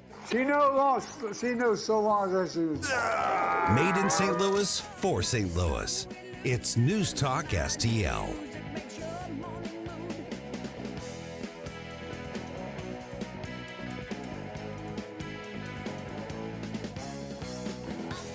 Saw a video last night, I think, on the news, or maybe it was this morning, of a building collapsing because there was snow on the roof. Snow is heavy, okay? So if the snow on the roof is affecting your house, you know who to call. That would be Kathy and Rob Connor at Connor Roofing. So in the springtime, you know, we always say when the big storm comes through, you know, and you wake up the next morning, take the dog out, go to get the newspaper or whatever, and then you see a shingle on the lawn. Oh, my God, is that from my house? Because it might not be. That's the thing. And if you go to Goober's going to tell you, see this shingle came off your roof. Going to have to replace your whole roof. Of course, that's not going to happen with Connor Roofing, right? No. And they'll give you an honest estimate. Great quality work, of course. And the really cool thing that I love and why I am proud to talk about Connor Roofing is that their customer service is unmatched. And I mean unmatched. I wouldn't throw that word around if it wasn't true. So emergency storm repairs, snow on the roof, whatever. You see a leak, oh, my God, get in touch with the Connors, and they'll help you out. ConnorRoofing.com, CONNER roofing.com. Tim Jones and Chris Arps in the afternoon. Will Democrats shut down the government over funding the ICE police? We'll ask Congressman Dr. Bob Onder at 4:25. Tim Jones and Chris Arps. Weekdays at 4 on News Talk STL. Some people start their day with coffee. A lot of us start our day wondering, why did my mattress do me like that? If that's you, Snooze Mattress and Wellness in Chesterfield can help. Right now, save up to $900 on Stearns & Foster adjustable sets and up to $700 on Beauty Rest Black during our year-end event. Just walk in, no appointment needed. We'll run a quick sleep assessment and match you to a system built for real deep rest. If you want to feel human in the morning again, come say yes to better sleep. Snooze Mattress and Wellness in Chesterfield. Sleep restored, life renewed. Fox News commentary with Tom Shalhoub next. I'm alpine skier Michaela Schifrin. I've won the most World Cup ski races in history. But what does success mean to me? Success means discipline. It's teamwork. It's the drive and passion inside of us, and it's why Stifel is one of the fastest growing global wealth management firms in the country. If you're looking for success, surround yourself with the people who will get you there. If you're an advisor or investor, choose Stifel, where success meets success. Stifel Nicholas and Company Incorporated, member SIPC and NYSE. Past performance is no indication of future results. Investing involves risk. Consult a financial advisor before making any investment decisions. Here's Tom Shalhoub. I've heard people at National Review say, well, we have a great history of civil disobedience in this country, and that's what those protesters are doing in Minneapolis. Are they? No, civil disobedience is you break the law, and then you put your hands out, and you say, go ahead, put the cuffs on me. I'm disobeying you. You can arrest me now. But you play nice. You don't interrupt the police. You don't block their cars in the street. You don't march into churches and disrupt services. You don't throw things at cop cars. You don't riot in the streets. And you don't help fugitives run away from the police and hide. If you want to do civil disobedience in the old-fashioned MLK way, if you want to do it in the Mahatma Gandhi way, you put out your hands and you say, I don't agree with what you're doing, but go ahead and arrest me. And then on your way to the paddy wagon, you turn to the cameras, you say, I don't stand for this, but you go peacefully. For more commentary like this, go to foxnewspodcast.com.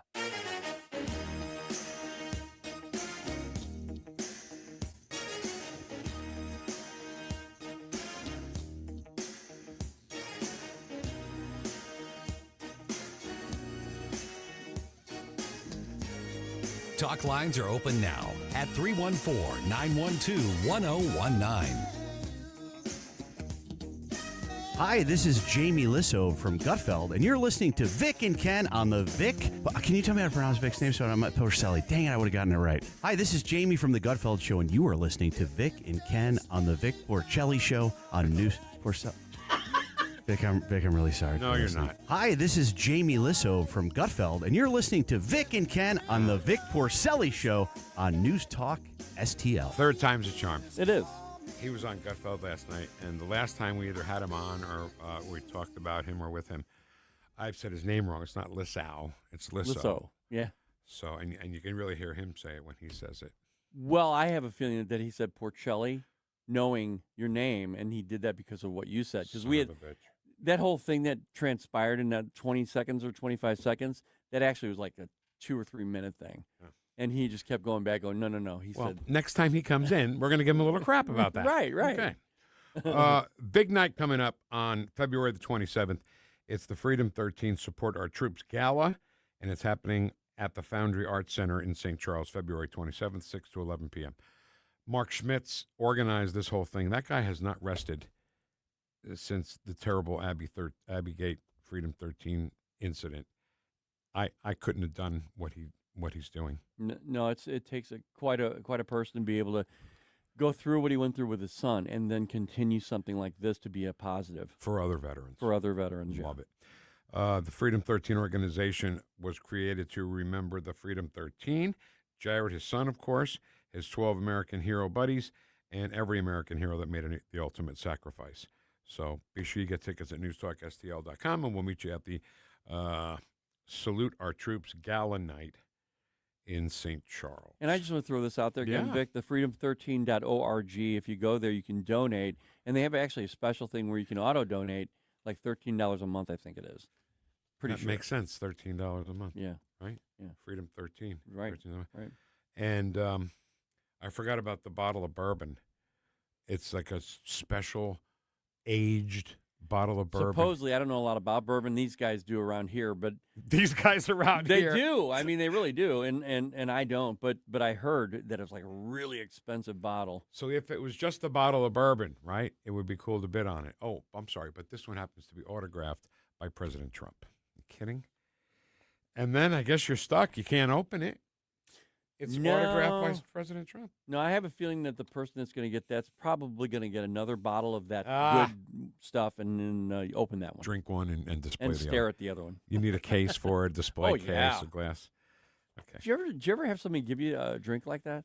I did once. Wait. A drink like what? A very, very, very expensive drink. Oh, no. I had a guy, a great friend of my family, owns Ferrato's restaurant. He's gone now, though. Oh. But he gave me, we're sitting down at his bar, and he goes, "Here, I want to show you something." And he opened this thing. It had a lock on it. It was like it was a really cool display. It is the main thing. It's all about the display when you get to this point on these drinks. He takes it out slowly, and he uncaps. He goes, right? You know the story's coming. I've only let 4 other people have a drink of this. Ken, that's an honor. Yes. And so, so I got a drink, and it was amazing. Was it bourbon? Yeah, it was bourbon, and it was like I can't even remember. You know what? I can't even remember the name. That's why I just don't get into it. Okay. But it was so.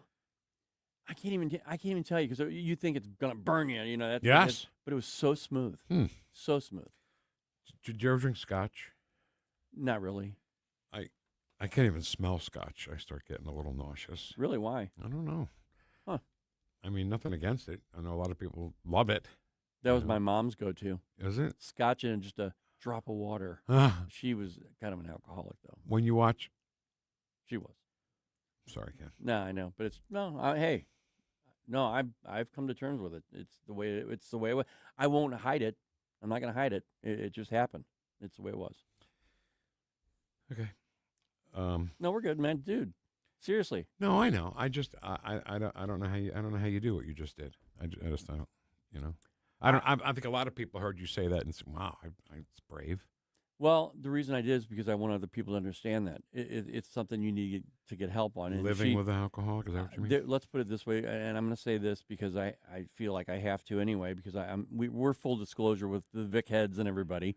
Yeah, I remember more days when she was drunk than sober. Let's just put it that way.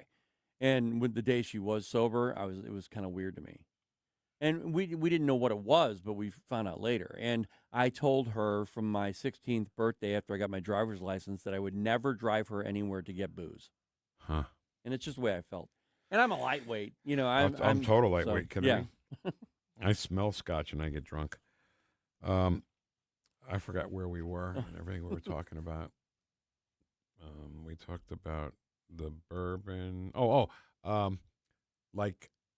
Bring it up again. Oh, no, Boardwalk Empire. We talked about Peaky Blinders before. Boardwalk Empire, Nucky Thompson has his office there, and everybody that comes in gets a glass of scotch, and he pours himself a glass of scotch. 8:30 in the morning, and they're drinking scotch. That's all they did was drink back then. Yeah, oh, yeah. And it was well, remember, I don't know if your father or mother did that, but my dad, he'd come home at night, and he'd have a drink. Yeah, he'd have a glass of something, a highball. I don't know. Something like that. And he would sit out in the front porch, my mother was great to us kids. I mean, it wasn't like we were abused or anything like that, but you could just tell she was, she was drinking. It was just normal that she was drinking. And when you have 8 kids, I look back on it and I think, well, I drink there's too. a reason. Right. I'm a lightweight too. I don't know. My father didn't drink a lot at all. I know that red wine with Sunday dinner and probably Wednesday dinner and probably Friday night. We would have wine, red wine. Okay, yeah. A girl I went out with in high school, her father made wine in the basement. Whew. Wow. It was like the strongest wine I've ever had. But other than that, I don't drink much. And I'm anybody loves to drink, go right ahead, you know? No, I won't. I'll say that I drink. I just don't drink much. When someone says, how many beers do you have in a week? I'm like, none. Right. Because, I'll have one. Right. Or I'll have two, or I'll, maybe a month ago. Yeah. But it's not like it's a regular thing for me. Right. That's not part of the stats of once a week or how many ever a week. Right. Most of my friends, they're like, yeah, on the weekends we go and have some social drinking. I'm like, I'll go once in a while, but it's not every weekend for me. I haven't been drunk, and I can't tell you how long. It's been a while for me. And I've been told, I have no proof of this, but I've been told that I'm a funny drunk. Are you? I'm not an angry drunk. I'm a funny drunk. I was told that as well. So that's fun. So one night we'll have to go out and get drunk and really be funny. I will give that a shot, Kenny Williams. Right. As long as it's with you. All right. Thanks, man. Let's talk about Hakeem Jeffries. He, I don't like the piling on Christino. I know she probably could have done some things differently. Okay. But I don't like the piling on. I don't either. I hate the It's almost like joining the bandwagon that the left requires you to get on. Exactly right. And they all do, by the way. And that's another, they know how to circle the wagons. They're all solidarity against Kristi Noem. Oh, yeah. Some of the Republicans are now against Kristi Noem. And that's the part that pisses me off because 7 of them. We have to circle the wagons. We have to be on the offensive, You have to stand up for the people who, do what they do. ICE agents included. Tough job. In social situations, when someone says, you need to apologize, okay, then you say, well, I did wrong, so I do apologize. And they say, thank you, apology accepted, and you move on, right? Yeah. Okay, between the Republicans and Democrats, this is not how this works. The Democrat Party wants you to apologize, but their reason is different than what I just said. Mm-hmm. Their reason is so they can have an upper hand on you. Yeah. When you apologize to a Democrat, a leader especially, they say, see? He's apologizing because he's Hitler. No, I'm serious. Right. No, he right. did wrong, and he's Hitler. And that's the way they do it. It's called just nudging that inch forward and not giving up any ground. The only thing I would add to that is they definitely want to get a leg up, but they also want a soundbite. They want to use a soundbite against the people who say it. That's the other reason I think you're right. That's the age we're in. So this is... you better watch how you talk when you talk about me. Okay, just hold on there, Hakeem, okay? Talking about Kristi Noem. It's disgraceful. She's got to go. We are dead serious. She needs to be put on ice permanently. She's got to go. And by the way, she's not the only one. Can we examine that for a second? Go right ahead. All right, Vic, you remember when the big thing was dog whistle? Every single word that came out of a Republican's mouth for 4 years was, a dog whistle. That's a dog whistle. Mm-hmm. Listen to him. It's disgraceful. She's got to go. Okay. We are dead serious. We are dead. Did you notice how he emphasized that? Yes, we Ken, are you're right. dead. Okay. We are dead serious. Okay, then he says... she needs to be put on ice permanently. Okay, dead and put on ice permanently. What? Is that a dog whistle? That's a threat of murder. Okay. Dead and put on ice permanently. Oh, my God. Great catch, Kenny. But then again, he's a Democrat, so it's okay to say, and nobody will say it. Let's do one more from him, and then we'll talk about that whole topic of them talking about us. Okay. And how they get to say stuff we don't get to say. Is that fair? Yeah. All right. Here's more of Hakeem Jeffries. Instead, the Republican Department of Homeland Security is cutting down American lives in cold blood. Okay. Again. So first cold blood was Renee Good, who... I hate that they use that. You know that picture that they use of Renee Good?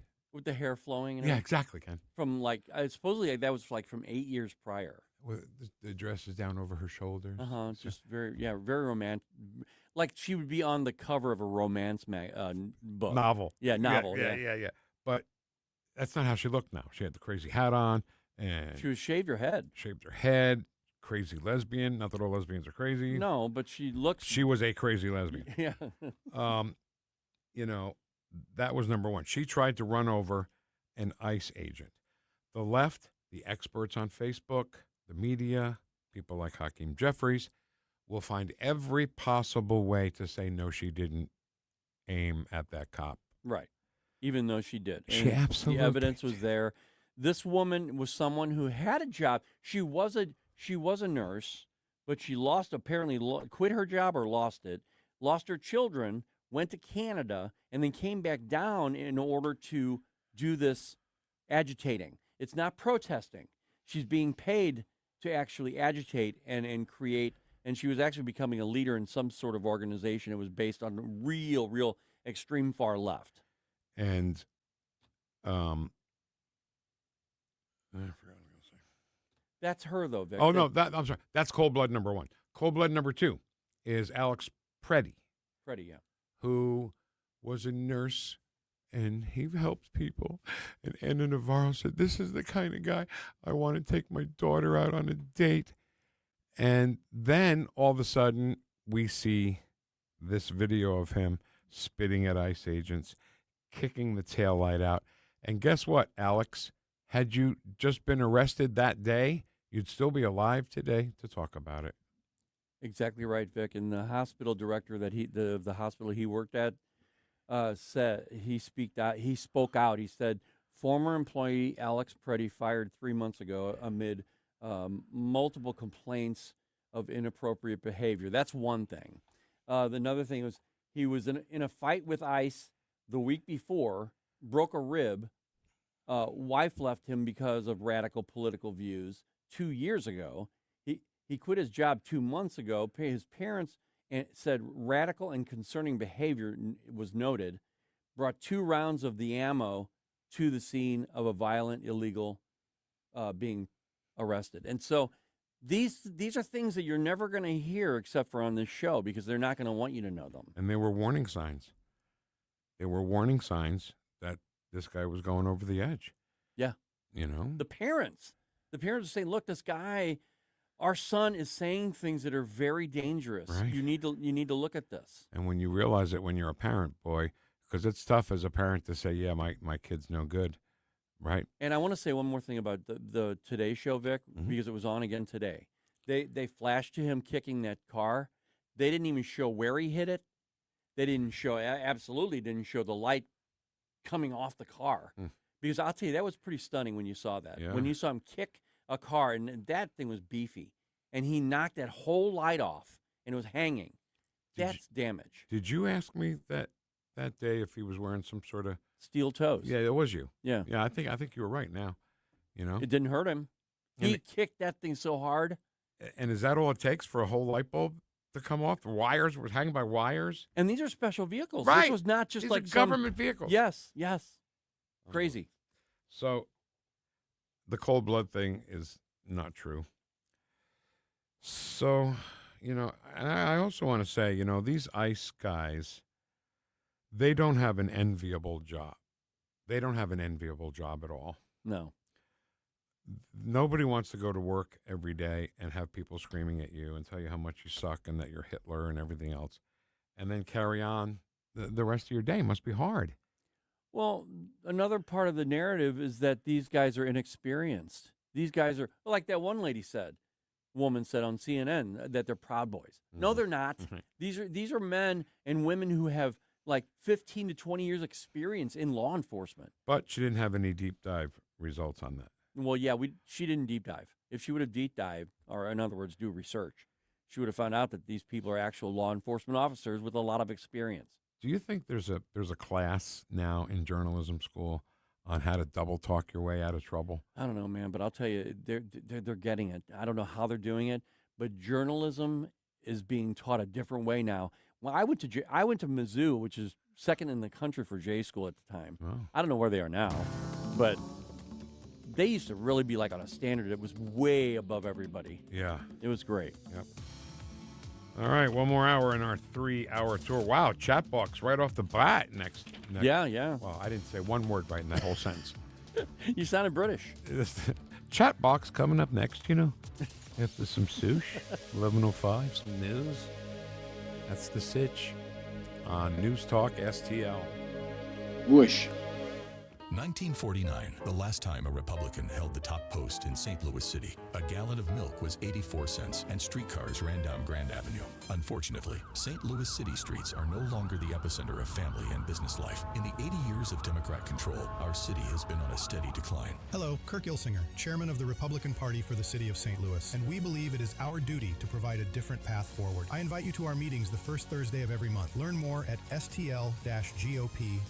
Paid for by St. Louis City Republican PAC. Curtis Farber, Treasurer. Streaming TV is where it's at. It's not about cutting the cord anymore. That's old news. It's all about your customized TV options. With the best and cheapest high-speed internet and your own TV subscriptions, we've got your dream TV lineup. Between wired and satellite internet and TV, you now have tons of options. Save money and get more internet speed and better TV today by calling the Whole Home Connect. We scan your location and offer you the best TV and internet options. And we always have specials and promotions. So when you call, ask about that. Take 5 minutes of your time. Make this free call now and learn how to save money and get better internet and TV for your home anywhere in the U.S. Make this simple and free call now. 800-257-1632. 800-257-1632. 800-257-1632. That's 800-257-1632.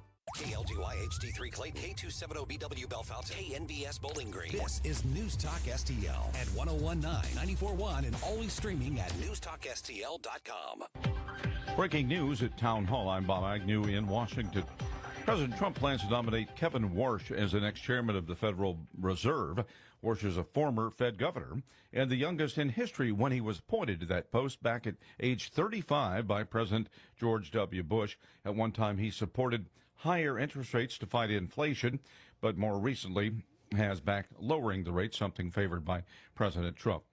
Unless Congress strikes a deal with the White House on funding for the Department of Homeland Security, most of the federal government might shut down at midnight tonight. U.S. House Speaker Mike Johnson said that's nothing more than political posturing because Congress has already passed the ICE funding in question in the so-called Big Beautiful Bill last year. We sent it over to the Senate, and now, some Senate Democrats, in my view, are trying to play games with this. They're trying to tie what's happened in Minneapolis with the appropriations process, and it's not a credible argument. They say they want reforms in Department of Homeland Security. Well, fine, let's talk about that. But what they're forgetting to note, and the important thing, is that the funding for the Immigration, Customs, and Enforcement, ICE enforcement, has already been provided. Speaker Johnson appeared on the Salem News program this week on Capitol Hill with Tony Perkins. The entire interview will be broadcast starting at 10 a.m. Eastern Time Saturday on the Salem News Channel. And with much of the South still digging out from last weekend's winter storm, another wave of dangerous cold is on the way. Experts say the risk of hypothermia heightens for people in parts of Mississippi and Tennessee.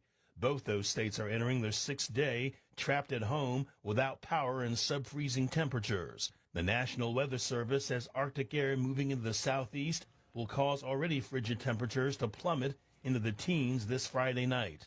Forecasters also say temperatures will drop in cities like Nashville. It's Andrew Stewart reporting. More from townhall.com. This President's Day, Pure Talk is honoring Jackson and Lincoln by offering unlimited talk, text, and plenty of data for just $25 a month. Meanwhile, Big Wireless is honoring Benjamin Franklin by charging families hundreds of dollars for the same 5G service. What's up with that? Ben Franklin wasn't even a president. When you switch to Pure Talk, you'll be in business with an American wireless company that supports our vets in a big way and keeps all their customer service in this country. That's important. And you'll be on the same towers the big carriers use, so you'll get the same 5G service without the inflated price. So hang on to your Benjamins and switch to Pure Talk for a Jackson and a Lincoln. No contract, no hidden fees. Dial pound 250, say Mike Rowe, and you'll get 50% off your first month when you switch. That's pound 250, Mike Rowe, for an American wireless company that is truly unprecedented. Pure Talk. This hour of News Talk STL is brought to you by Stifel, serving investors for over 130 years. Contact your Stifel financial advisor at stifel.com. That's STIFEL.com.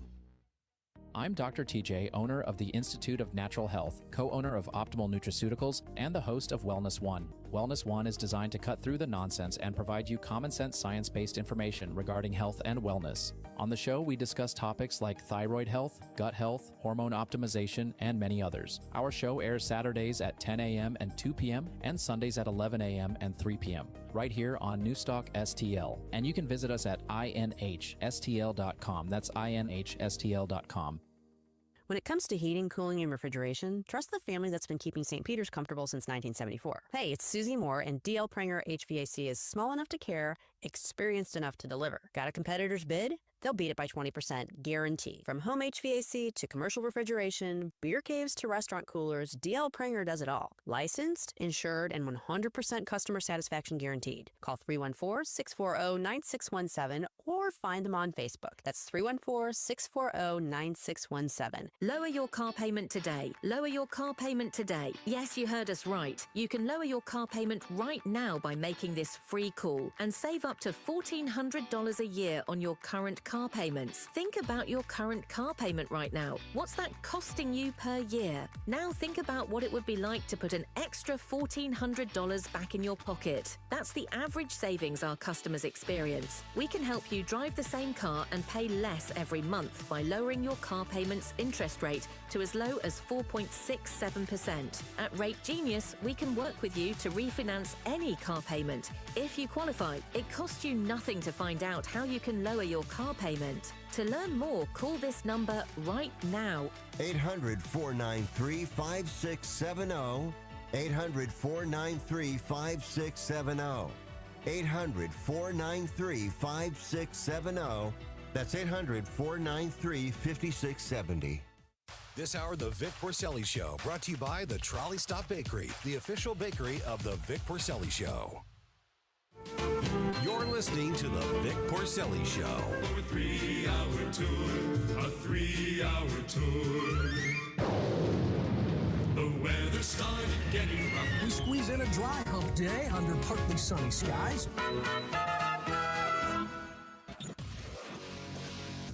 From New Jersey to Baldwin, Missouri, two behind the microphone, taking the whoosh to the radical left and the putrid swamp. You're listening to the Vic Porcelli Show. Here he is, Vic Porcelli. All right, hour number 3 of our 3-hour tour. I'm Vic Porcelli. That's the great Ken Williams over there. Our great friend Diane Wood from the Trolley Stop Bakery is coming in at 11:41. Yeah. Love her. Love her to death. Wheel of audio clips at 11:25. We're going to do the chat box in a second. But Ken, what do you know about this? Is that a true story that somebody tried to break him out of prison, Luigi Mangione? Yes, Vic. It's really kind of bizarre, and I don't even know if Luigi Mangione had anything to do with it or not. But it's funny. This guy apparently showed up at the jail where Luigi Mangione's being held and said, I have a court order here to release him. And they're like, oh, okay, let's see the court order. So he gives them the court order. And can we see some identification? You know, I mean, being a person who's going to transport a criminal like that, a murderer, alleged, then they're going to want some information about the guy. And the guy pulls out his regular, driver's license. And it's a Minnesota driver's license. Of course, Minnesota. And gives it to him. And they think, okay, this guy's definitely not right. So they held on to him for a minute, and they were talking to him, and they asked him to check his backpack. Yeah, what was in there? In the backpack was, there was a pizza cutter. No way. Among other things. And then there was this real long fork. It was, like one of those skewer those big forks they use for barbecuing. Yeah. Real long one. And apparently this guy lost his job. He went to New York to work and lost his job, so he went to work at a pizza place. Right. So he had the pizza cutter. And they can't tell if it was going to be a weapon. They don't know. The guy was just really out there. And then you made a funny comment walking out the door after you first heard the story because you said, well, Luigi Mangione probably thinks this guy's so crazy he's not going to want to go with him. Right. I'll stay with these guys. Right. I'll stay with the guys in the jail. And that's pretty much all I know. Joe came in and filled in so funny. some of the blanks, but I saw it on the Today Show when I was walking out the door. It's like the old joke, the cake with the file in it. File right. through the... All right. Could you imagine a guy walking into a place like that with that high security and saying, yeah, I just need to release him. And here's my ID. Here's my driver's license. All right, let's do chat box and move along here. Happy Friday, ladies, gentle cats. Stay warm and stay safe. Have a great weekend. From Ultra Mega Dishwashing Liquid Joy. Oh, thanks, Joy. Tom says, good morning, Freedom Fighters. Thank you, Tom. Scotty Downey, our Navy chief, says, happy Friday, gents and fellow Vic Heads. Have a great weekend. Everybody stay safe. Thank you, Chief. Thank you, Chief. Thank you, Chief. Thank you, Chief. Appreciate you. Thank you, Chief. Thank you, Navy Chief. There you go. Booyah, Navy. Yes. Good morning, Freedom Fighting Vic Heads. So over this white stuff, our creator doesn't care. Yeah. People are getting very over it. They're just the white over supremacist stuff? Yeah, the whole racial everything. Yeah. That moron on CNN, this is Tom Hickson. That moron on CNN, Proud Boys are not white supremacists. Let's start there. That's the narrative the mainstream media has been pushing since before J6. The founder is a Latino, for crying out loud. That's what he says, for crying out loud. Yeah. Jared Jenkins has a couple American flags. Love that. Good morning, Vic Heads. Watching. Jared Jenkins. Hey, how you doing? Gene is watching from a treadmill. Hey! How does that work? That's pretty cool. Correct! All right. I call him Hack Up Jeffries. That's Barb. Now, Barb, you better watch how you talk when you talk about me. That's what. So when I call him Hakeem Jeffries, that's kind of my tribute memorial to Rush. Yeah, a little nod to him. Sure. Because that's definitely how he would have said his name. Oh, right? Yeah. Oh, yeah. Because he used to say, the Reverend Jackson, when he talks about Jesse Jackson, and Robert Reich. And how does he do Hakeem? Hakeem Jeffries. That's what it would have been. Right? You better watch how you talk when you talk about me. I'm sick of you, pal. Yeah. Okay? Get out of here. 101 straight up in first today. Ed Story 2. 101, you have any video, audio? I don't. What? Well, people having a hard time getting on there because we were on there early this morning. All right. It was my fault. No. That's not what I'm looking for. No, but I got everything ready. I was ready. Everything was early, actually. And I will go in to see Vic and go, hey, this is great. We're on early today. And I go, wait a minute. And I went back in. I had to push one button. One button to get us on. I'm sorry. Same amount of buttons you push to get the app. I'm very sorry to everybody. It's my fault. Get off of Ken's back, everybody. Smash that daggum, rickin', frackin', gold darn like button. No, he's a dreamer. There you all are. Darn Rumble giving Ken a fit, you bet. Pledge allegiance to the flag, United States of America. No fair elections. No peace. No fair tariffs. No peace. President, master of 4D chess, multitasking, deal making, and more. Donald John Grover Cleveland Trump. I wonder if the president knows how many nicknames he has on this show. Good morning. You know what? This is so stupid. Wednesday night, I was going to call you and say, hey, think you can get Melania on to talk about her movie? Sure. She was making the rounds. I know. And, she wasn't going to stop at CNN or any of those left-leaning places.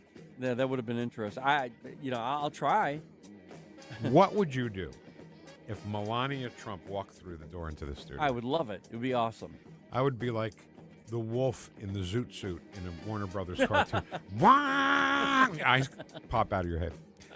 Good morning, all you beautiful Mega Mac, and not for any reason that I would just be an honor to have her. Well, here. Yeah. I don't want to. I didn't want to make anybody think anything else. Right? Yeah, I get it. Good morning, all you beautiful. It is a hot ass mess, honey. Yes. Good morning, all you beautiful mega ultra patriotic, deplorable garbage into dread and fighting. Whoosh. Oh, I'm having a hard time. Today. I apologize, everybody. Hey, everyone. It's good to see you. Hey, the Grasser kid was here. Hey, it's good to see you. There he is. And on my way home yesterday, I heard Jamie, and he was talking about the Grassers were coming in, and then played the Grasser commercial. And there's something that the father says about the big stuff. And then Grasser grandson says, we do the big stuff. The Right. kid is so good. Yeah. He's so good. And he did some stuff for us, didn't he? Yes. What a good kid. Nashville used to have the same downtown problems, but they invested in police, etc., to turn it around. They thrive now. Mayor Spencer should spearhead a revival, and she'd be reelected many times. Here's her problem, okay? She's a lib first and foremost. Yeah. And she's not even for giving the police officers a 7% raise right now. Yeah. Is that a lot of money, 7%? Well, I'm sure but that doesn't matter. It's deserved. I mean, these guys are underpaid. When you've got every municipality in St. Louis trying to grab them because they can pay them more, you better be careful. Yeah. Because we're losing.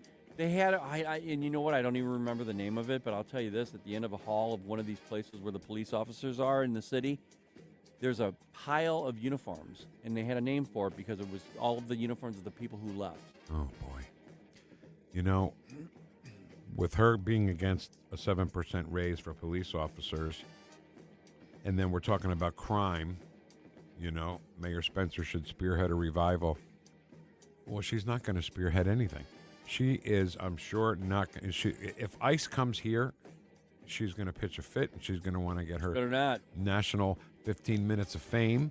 You know, so I'm sorry. You're get used to the crime in the city because it's here to stay.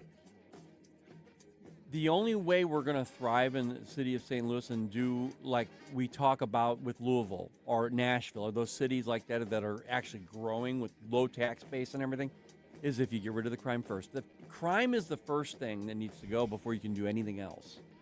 When you clean up and clear out the trash, things look better. Hey, that's what you just said, Ken.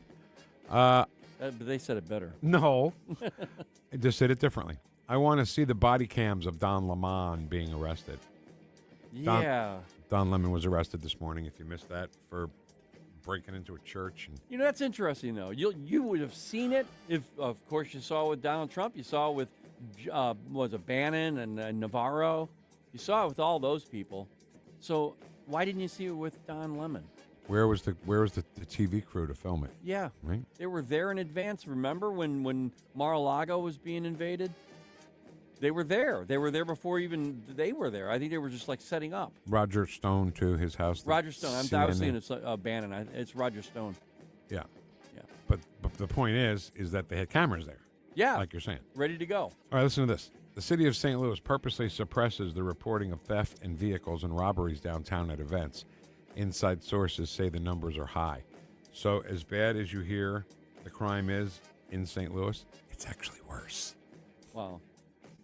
Yeah. Larry, I saw the debris from the Challenger explosion.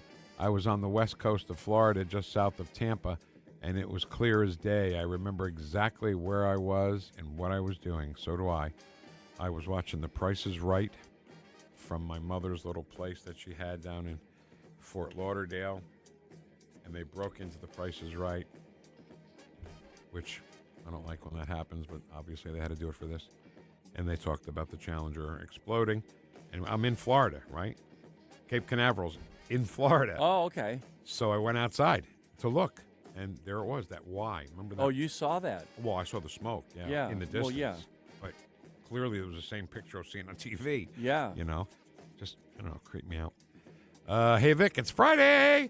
Ken, the best Thunder Stealer. Give yourself one, best Thunder Stealer. Ken, Thunder Stealer. The stadium complex. The stadium complex should have lockers set up where people could leave valuables they don't want to leave in their car, including firearms. Beautiful. Courthouses Beautiful. provide lockers for just that reason. Who did it? Who said that? Coyote. And you know what? That could be an income source. I would pay. Exactly. I would pay $10 to have that happen. So every place, let's just do entertainment. Wow. You got the stadium. You got the Fox. You got Enterprise Center. Yeah. You got Powell Hall. All those places on Grand. If there was some sort of locker system where you could put your firearm in there, so you would have it on your walk to the venue, and then the walk back to the car. I love it. I love it. I love everything about it. What you brought up earlier was so true and frustrating. why can't I have the gun for when I really want it? It's the Second Amendment. It's your right. Well, but you really can't go. And I understand what Susie means about going into private businesses. If they decide you can't have it, then you can't have it. Right. And give me a locker to put it in. Yeah, I would love. Man, income source right there. Hey Ken, Cinderfer's in the box. Good morning, all. Hey, how you doing, Vic, baby? How you, Ken, darling? Thank you. I like the locker idea. It would make for a safer walk to and from events. Exactly. Who said that? Who brought that up? The first time? Yeah. Coyote 6. You go, buddy. You go, Coyote. I think it's a guy. It might be a guy. No, it's a guy. It's definitely a guy. Okay. Allison Schottenhamel, we love you so much. Hi, Allison. She says, I want to get drunk with you guys. There you go. Hey, it would be fun, wouldn't it? Sure get would. the Colonel, Deanna. We'll get Oh, everybody. boy. Yeah. Just got back, had phone call after phone call. Don't these people know I have a show to listen to? I can't do what you want me to do at work. I'm listening to the radio here. That's the kind of dedication we need. I like that. That's Ed's Thank story.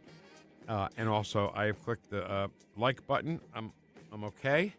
You clicked it? Yeah. You are. You're fine. Not dead at all. Hey, Vic Porcelli Show chatboxers. This is Ed Stoit. Just reminding you to hit the like button. Would it kill you? It is the union rules.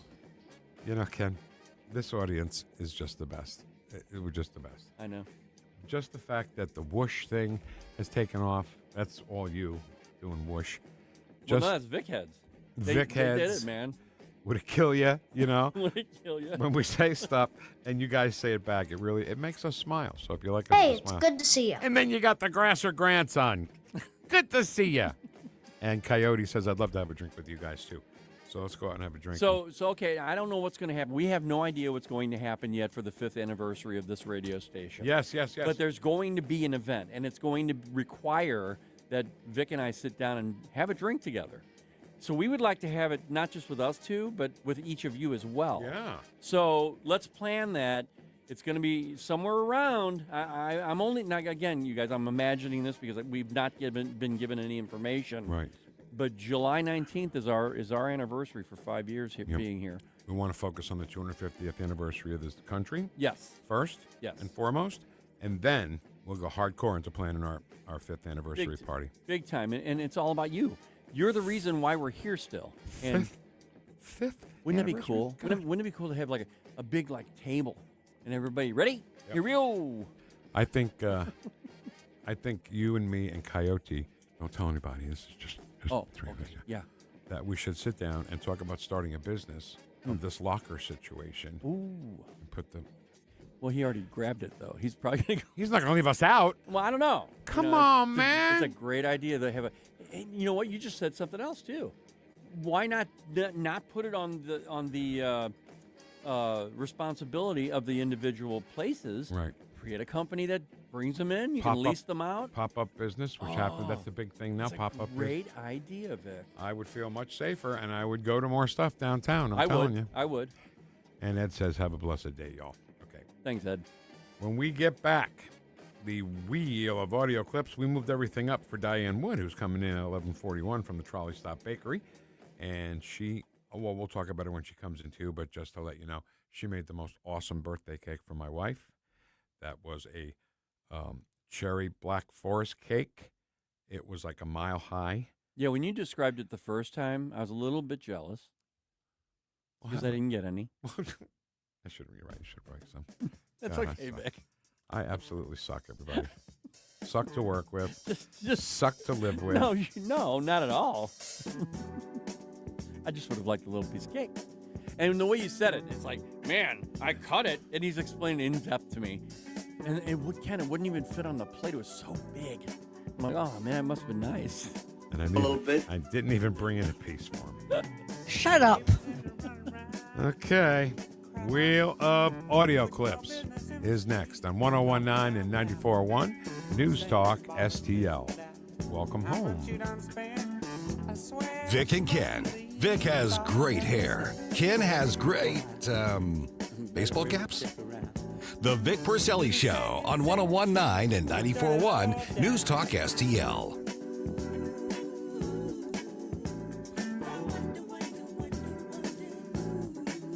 This app is absolutely fantastic. Yes, I listen on my phone If you have a phone, you have a radio. It is awesome. Download the all-new News Talk STL app and listen anytime, anywhere.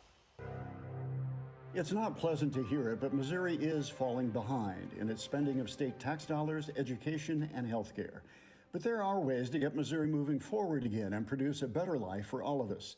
That's why we at the Show Me Institute put together a 2026 Missouri Blueprint, a roadmap on how the state can move to a brighter future. The blueprint covers policy ideas from taxes to government transparency, from education to healthcare and budget reform. Let's allow students to attend the school of their choice. Let's adopt new proven methods to help the many school kids who can barely read. Let's limit state spending growth for Missouri's long-term financial stability. And let's invest in future needs with more nuclear energy. Why not common sense reforms to make things better for all Missourians? Check out our 2026 Missouri Blueprint, moving Missouri forward at showmeinstitute.org. The Show Me Minute has been brought to you by Show Me Institute and Show Me Opportunity. Concerned about the condition of your windows driving up your energy bills? I was too. It's only called STL Windows and Doors. Call today for your free in-home estimate and start saving tomorrow. 314-277-5952 or stlwindowsanddoors.com. Remember those magical moments in Mom's kitchen? The heavenly aroma of fresh baked cookies? At Trolley Stop Bakery in Chesterfield's Forum Shopping Center, our co-op of talented bakers has been perfecting that homemade magic for 4 decades. From the gooeyest cookies in town to custom pies, cobbler's, and cakes, everything's made from scratch, just like Mom and Grandma's recipes. Need that perfect corporate gift? We ship our famous cookies nationwide. The Trolley Stop Bakery, 67 Forum Shopping Center, or TrolleyStopBakery.com. Because some traditions are too sweet not to share. News, analysis, opinion. Don't always agree, but in love listening to your radio station. This is tyrannical stuff they're doing. Elections have consequences. This is 101.9 and 94.1 News Talk STL.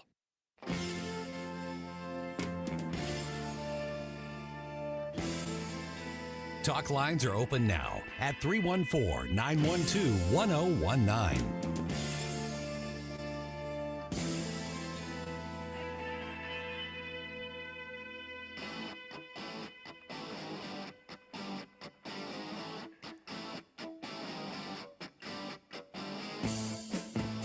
The Vic Porcelli Show. I had a guardian angel by my side. I called her Mamaw. Now, she once told me, when she found out that I was spending too much time with a local kid who was known for dealing drugs, that if I ever hung out with that kid again, she would run him over with her car. And she said, JD, no one will ever find out about it.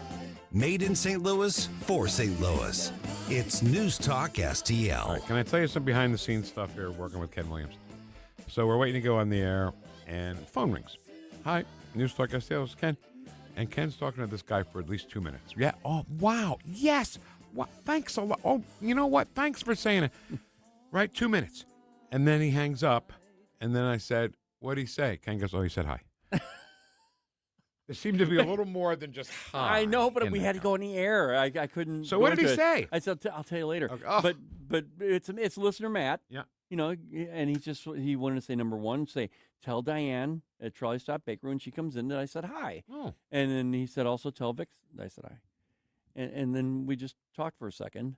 And, yeah, have a good weekend. And that's pretty much it. There was more than that. There was more than that. Well, I can't tell him what he said about you. What? Why? Oh, see, now I knew. No, nothing. He didn't say anything. I'm just joking. I'm joking. I don't believe you. I know you don't. It's right, true, though. Let's go. Wheel of Audio. Wait a minute. What's brought to you by Johnson Heating and Cooling, making homes comfortable all year round. 636-332-4141. It's America's favorite game show, The Wheel of Audio Clips. Here's the host of Wheel of Audio Clips, Vic Porcelli. Thank you, Jim Modulin. Studio audience. Good morning. Studio. Tell the guy with the applause sign to hold the applause sign up higher. Yeah, okay. So that everybody can see it up in the balcony up there. All right, so Wheel of Audio Clips. So we play a whole bunch of audio all week. Ken grabs them for us. We play them in all different features that we do and the news that we cover. So to highlight some of the things, to look back, kind of like the best in audio kind of a thing for the week. And we call it the Wheel of Audio Clips. Ken puts all the all the clips, little pieces of paper that have the name of the clips all over the wheel. And it could be the worst of audio, too. It could be. Yeah. I mean, it's, not up to us. And then wherever it lands, that's what we play. So, Kenny, give that wheel a spin and let's do it.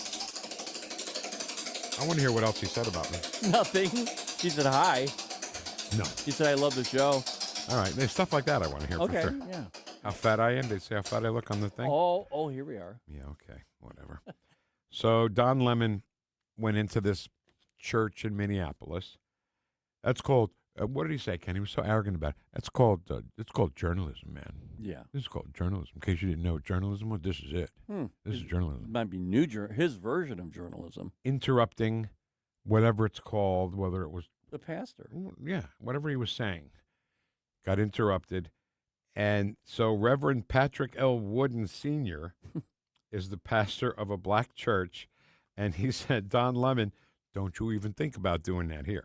Y'all see when them people invaded that church the other day? Uh-huh.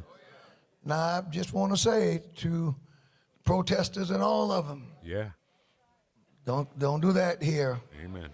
Amen. Don Lemon, don't come here. Yeah, huh? You roll up in this church doing stuff like that, and it's going to be the Royal Rumble. Yeah, baby. And the funny thing is, I'm not joking. I don't think he's joking. No, I don't think he's joking. I would love to go sit in his church. I would too. And listen to him so I can say, yeah, uh-huh, amen. That's exactly right. That's right. Right? Oh, yeah. Spin Absolutely. Spin the wheel. Let's move on.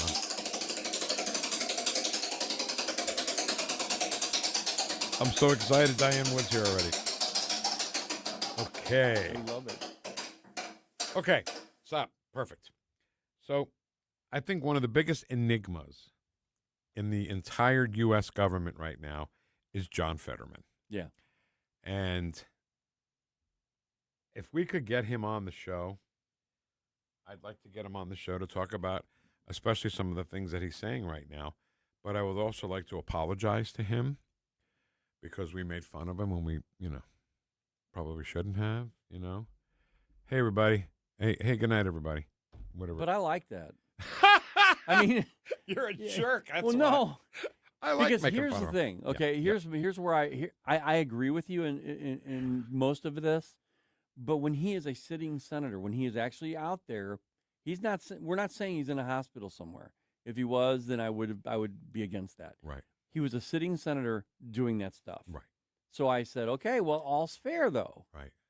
Fair game. Fair game. And then that's when I grabbed that audio, and I don't want to let that audio go now. No. I mean, it's him. It's like part of the, Hi, good night, everybody. Right. I mean, it is funny.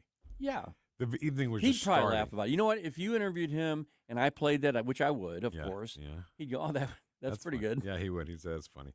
So he has said some of the most logical things in the Senate in a long time, and securing the border and letting in millions of illegals, that dichotomy, which side do you think he's on? President Biden did a terrible job, and our border was effectively open at that point. Whether Biden and Mayorkas did not secure our border, and I tried to warn my party back in 2023 that this would cost us in the election, and America deserves to secure our border. I don't know why every American can't agree with that thing. And another thing, it's the truth that we should all agree to deport all of the criminals, that are here in our nation right now. What's so hard about that? There's nothing hard about it. And what's funny is that includes people who are just here illegally. And I can't tell you, I don't know what to do about this. Actually, I could use your advice on this. When people say, because Trump hates immigrants. Yeah. I'm not going to start bitching at these people and starting a pissing match with them on Facebook, but they're so wrong. Donald Trump doesn't hate immigrants. Not at all. He says it. He says it all the time. Yeah. He hates illegal aliens. Yeah. You can say it any way you want. Okay. An illegal alien is unvetted. They are completely. You don't know what diseases they bring in, which, by the way, I still believe that the measles epidemic would not be here if not for them. Yeah. Okay, that's number one.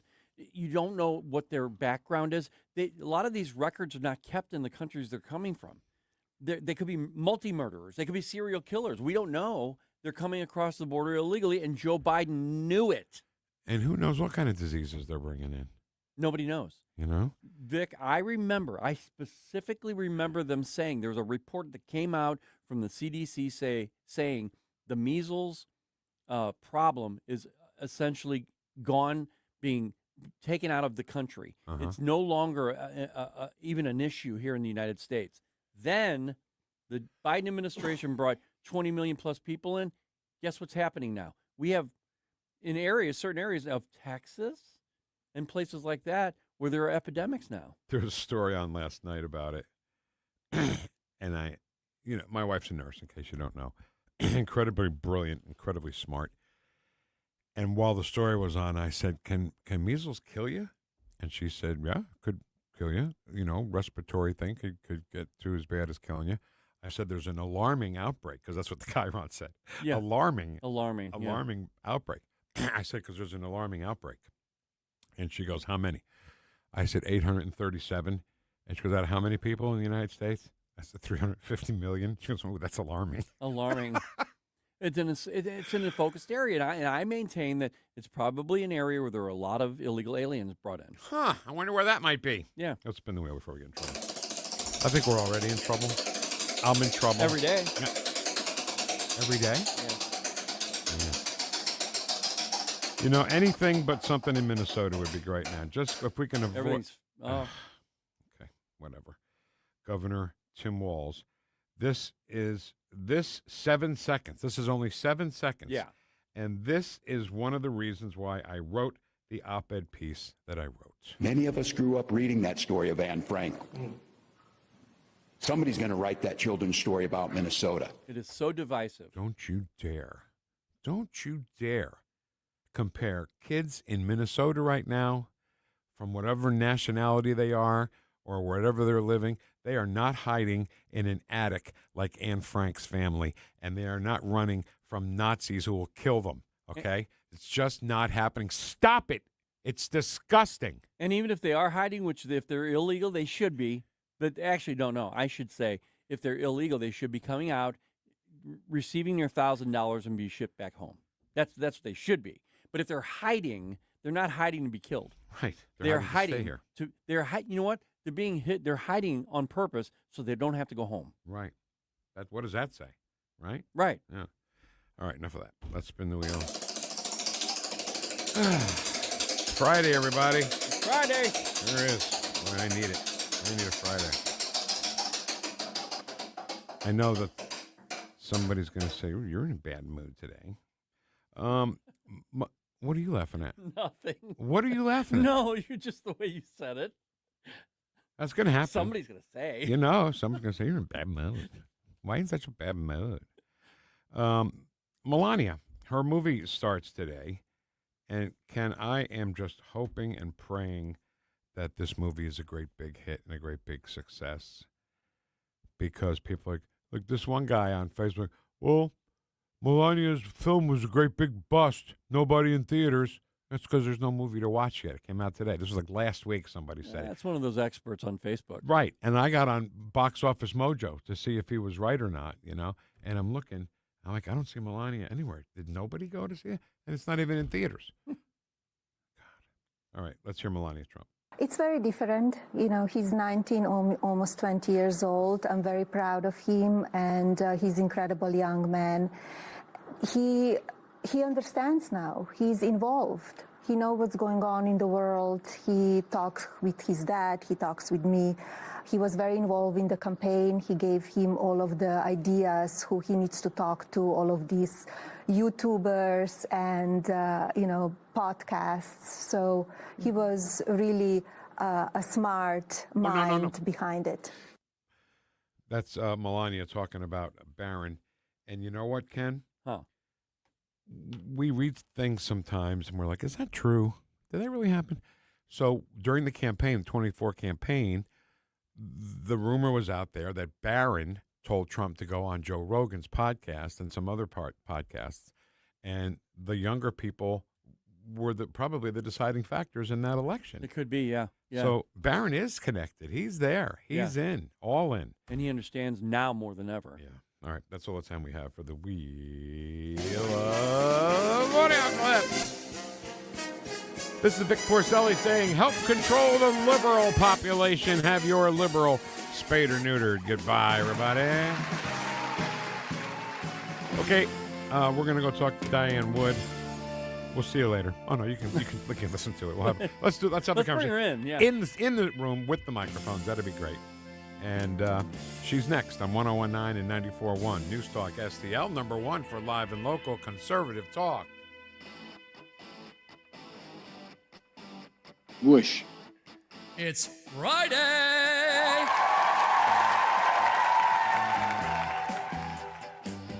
Stream the Vic Porcelli Show at NewstalkSTL.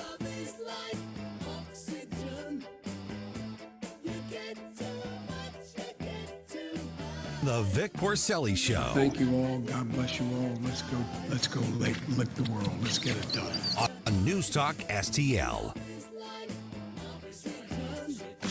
On the next Larry Connors, USA. Today's story behind the story. The first attempt to kill the U.S. president, it failed twice. Larry Connors, USA. Now, weeknights 6 until 8 on News Talk STL. Psst. Want to hear the best kept secret in St. Louis? Staff's Pizza. We're not afraid to compare squares. According to our customers, we have the best St. Louis style pizza anywhere. And we can't disagree. Dine in, pick up, or delivery in St. Peter's, St. Charles, Lake St. Louis on Fort Trail, and the original Stefanina's in O'Fallon on Veterans Memorial Parkway. Check us out at staffspizza.com. Staff's Pizza.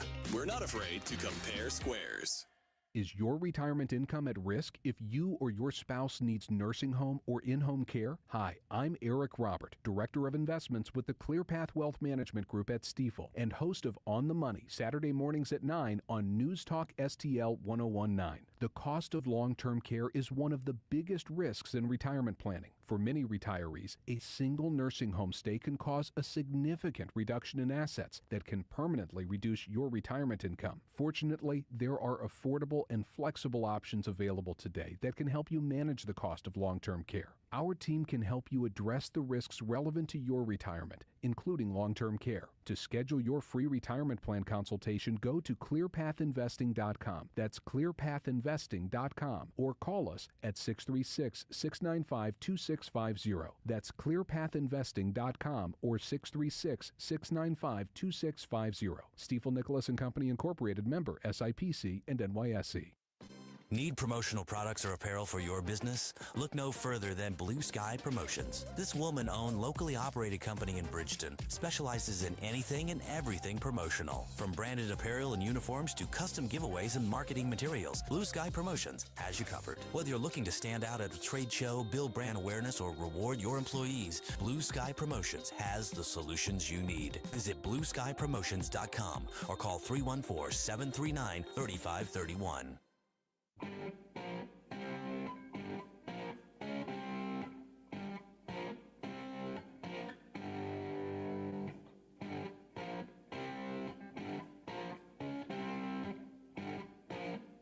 Talk lines are open now at 314-912-1019.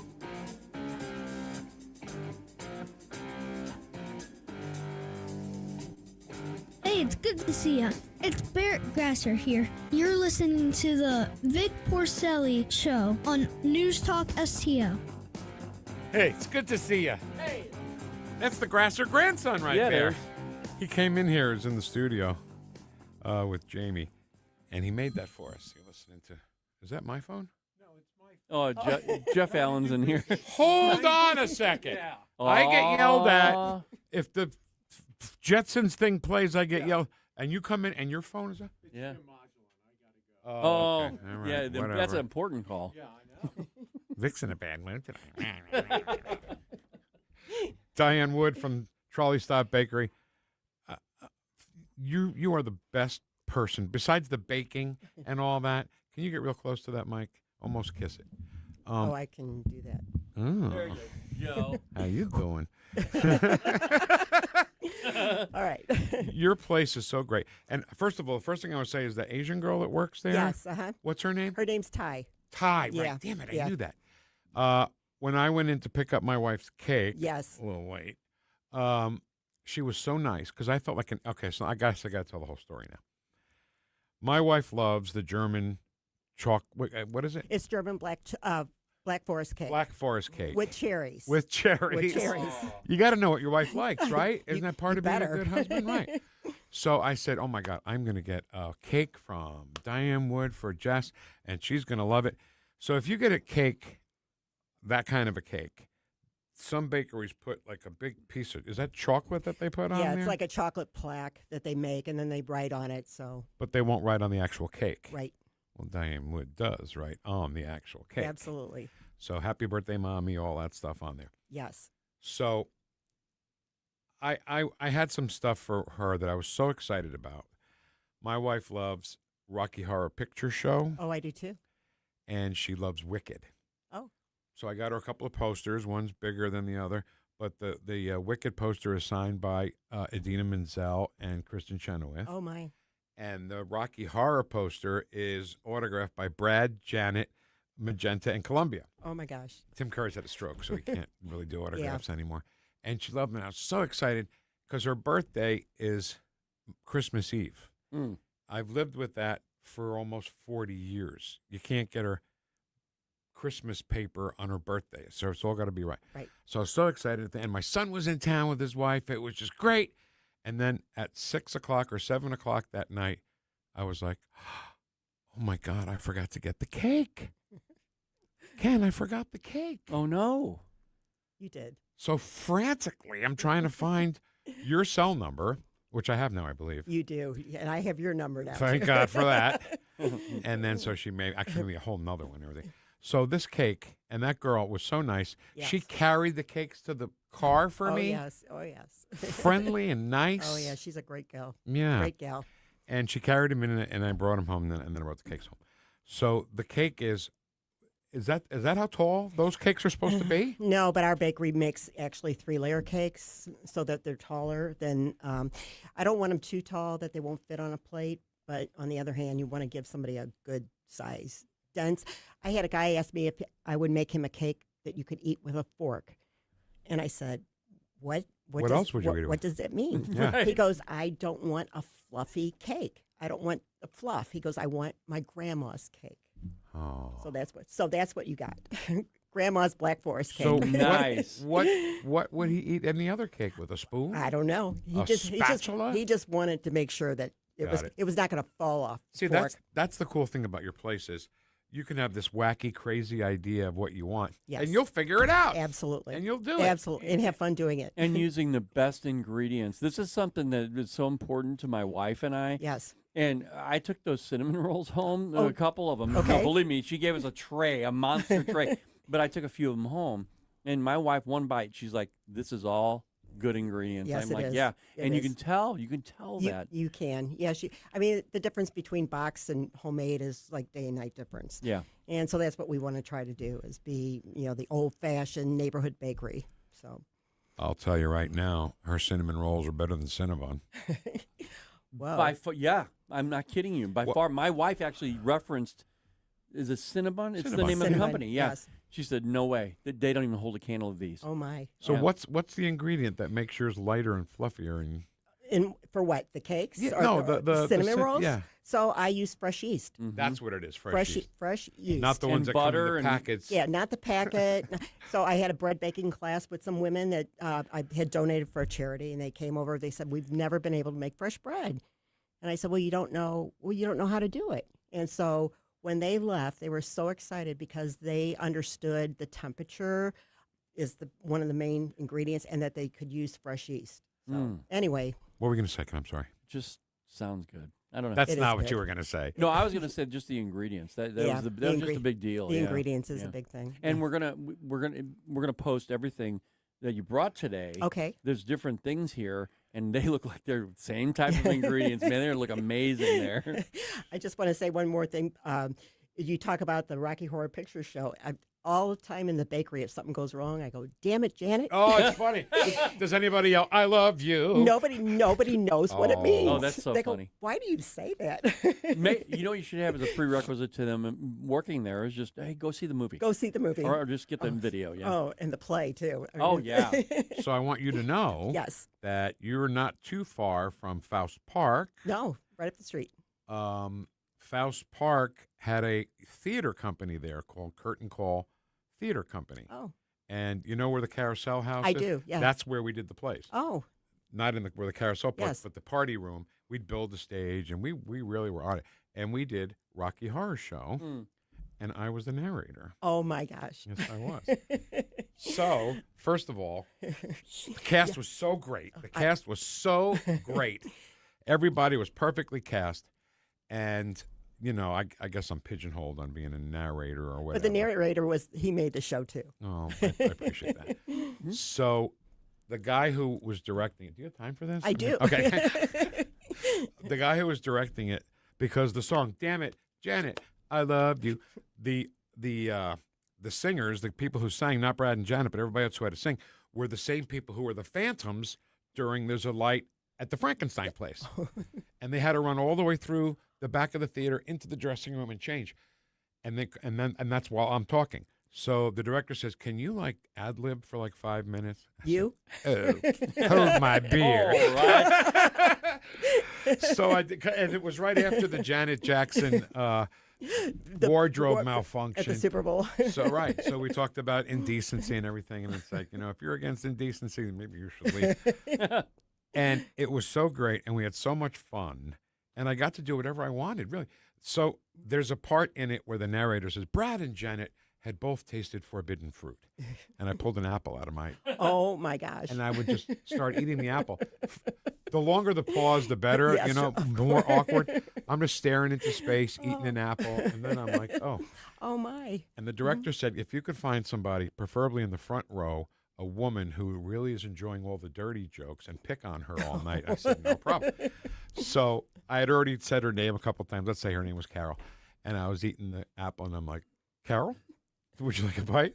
And she goes, "No." And I said, "Oh, no, because that's not the forbidden variety." And I pulled a banana out of the vest pocket.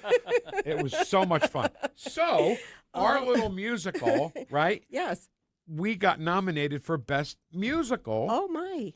For the Arts for Life Awards, which I used to host every year. And then they... Very nice. I think they found out when I... Anyway. Did it for a living? Yeah.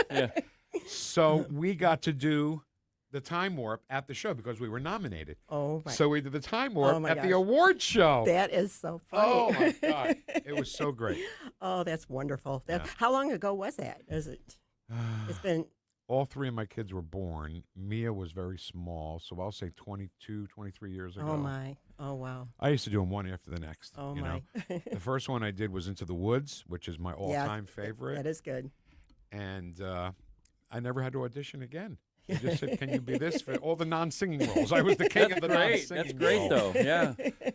And we were talking about doing things even though the Dire Straits story that I told. Yeah.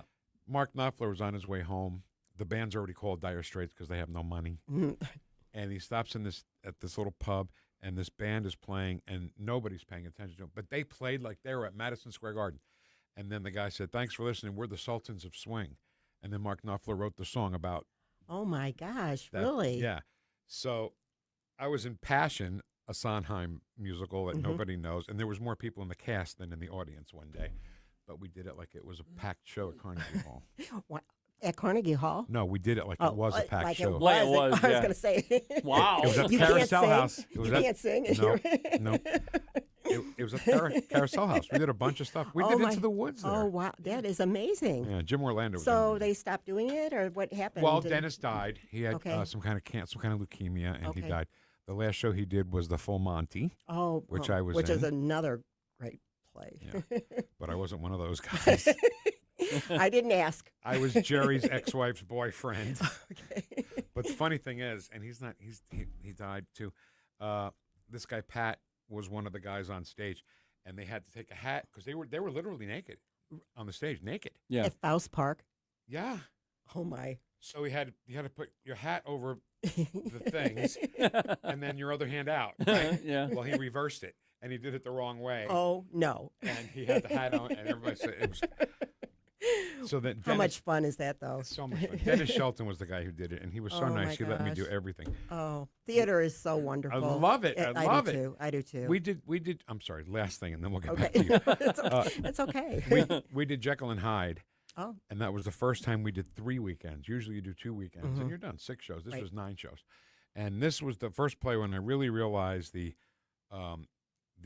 Groundhog Day effect when you're in plays. Keep repeating over and over. Every night.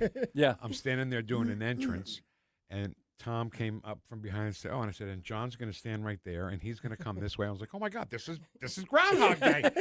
And if you do it professionally, oh, my God. Imagine doing that for months at a time. Oh. 8 shows a week. Yeah. Oh, that is a lot. That is All a right, lot. I'm so sorry. No, for what? So what a great job our president's doing. Oh, my gosh. I will tell you, it's such a great time to be an American. It sure It is. really is. And the stupid lib turds just don't get it. Oh, my gosh. I know. It's, the thing, I don't know. I get a lot of my news now from X. On X, you can really find out what's going on. We have to follow each other then. I didn't know that. Yeah, and I will tell you, and now I use AI, so if somebody posts something, I take it and put it in AI and said, is this true? No, it's not true. Yes, it's true. Grok? You put in Grok? I use Grok. Yeah, you still have to be careful with that, though, too, because he'll say, well, based on the information that I have currently, it's not true. Right. And then you find out later, they posted something that was actually true. Exactly. So you got to watch out for that. But yeah. It's really, I just got a new puppy. And so what do I do with this puppy? I put it in there. It goes, oh my gosh, here's what you do. It's like, okay, it's having an instructor. The only thing that hurts is that you said you get your news from X and not like. Well, no, Vic and Ken. radio. Well, when I go to sleep at night, if I haven't heard you during the day, I actually listen to you at night. That is dedication. I love that. Yeah. Love that. What kind of puppy? He's a Beagle rescue puppy from Stray Paws Rescue. He was the runt of the litter, weighs 1 pound. He's so tiny and just adorable. He'll turn out to be the best dog you ever had. I think so too. He's the only dog you have, the only pet you have? No, the only one I have. Our other pet died like 3 years ago. So this is like a fresh thing in our house. You can't not. You can't not have a dog in the house. We're maxed out at home. We have 2 cats and 2 dogs now, and 3 of the 4 are strays, stray rescue. Yes, and so they're amazing. I mean, my wife and I will sit at the end of the evening while we're watching a movie or something like that. We look around and they're all 4 just kind of laying around each other, and it's really cool. It is. It's really nice. And I didn't know you could get a puppy from the rescue place. I thought it was just mainly dogs that were abandoned but they have all kinds of puppies there that you can get. Go get yourself a pet. All right, where is the Trolley Stop Bakery? The Trolley Stop Bakery is at 67 Forum Shopping Center on Olive, across the street from Old 141, Deerberg's at Old 141 and Olive Street Road. Fantastic. If Ty is in there, first of all, could you tell her that I said hello? And I thank will. You? She was so excited to meet you. You're like a rock star to her. And she goes, I used to listen to him. I go, really? You don't look that old. She said that when I walked in. She did. I listen to you all the time. Let me carry your cakes. I have to say, listener Matt, FedEx Matt, he says hi. Oh, you know him too? He knows us, yes. And we know him now. He came in. Oh, so who's he? So he's a listener. He is a listener, but he used to be my FedEx guy at my old business that I owned. And he walked in one day, and he told me he had heard me on here. I didn't know that he would. You're the rock star, then. You're the rock star. Not really. He called and said, "I want you to say hi to her." Oh my God! Yeah. Well, Diane Ward. Thank you, Matt. Trolley Stop Bakery. So he talked to Matt for a long time on the phone. I said, "So what did he say?" He goes, "He said hi." Thank you. Sounds like a wife to a husband. It does. Right? Love you so much. Thank you. Thanks for having the record player on at night to listen to us this morning. Make sure you have the record player on at night. Confused. See ya. I love it. Thank you.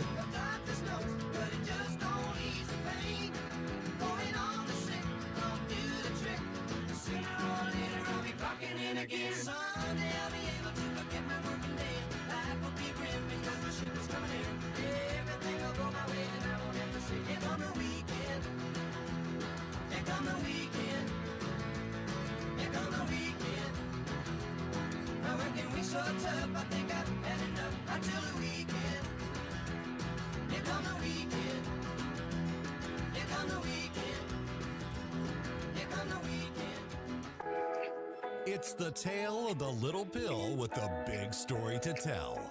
The Pfizer Broadway series presents by popular demand. For 3 nights only, it's Jardiance the Musical. As time went on, it was easy to see. I'm lowering my A1C. Coming this February 29th, 30th, and 31st to the fabulous Pfizer Theater. Starring that lady in the tan pants and that guy who didn't know that his copier needed to be plugged in to work. Don't miss your chance to see this blockbuster musical. Ask for your A1C discount. It's Jardiance the Musical. February 29th, 30th, and 31st at the fabulous Pfizer Theater. Hey, it's Susie Moore. If new flooring makes you think hassle, think again, because Michael's Flooring is changing the game. For over 30 years, Michael's has been locally owned and trusted for quality, variety, and amazing service. Whether it's carpet, hardwood, laminate, luxury vinyl, or ceramic tile, their expert team makes installing new floors exciting, not stressful. That's why customers keep coming back. Visit Michael's Flooring at St. Peter's, Starting Prairie, Creve Coeur, or online at igotfloored.com. That's igotfloored.com. The Herzog Tomorrow Foundation provides private school tuition scholarships through Missouri's new Most Scholars program to cover the cost of accessible, high-quality schooling. Hi, this is Myella Esser with the Herzog Tomorrow Foundation. Our private school tuition scholarships wouldn't be possible without the support of generous Missouri taxpayers. If you're a Missouri taxpayer interested in redirecting your tax dollars and sending them to Missouri students in need of a better education, please contact me at herzogmostscholars.org. Better education for students creates a better tomorrow for all. Learn how you can help provide a better education for Missouri students at herzogmostscholars.org. That's herzogmostscholars.org. Also, sign up for The Lion, an initiative of the Herzog Foundation that carries articles covering a wide range of issues facing American families and culture. herzogfoundation.com. That's herzogfoundation.com.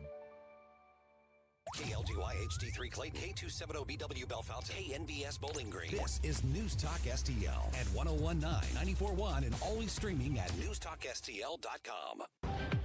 Breaking news at Town Hall. I'm Bob Agnew in Washington.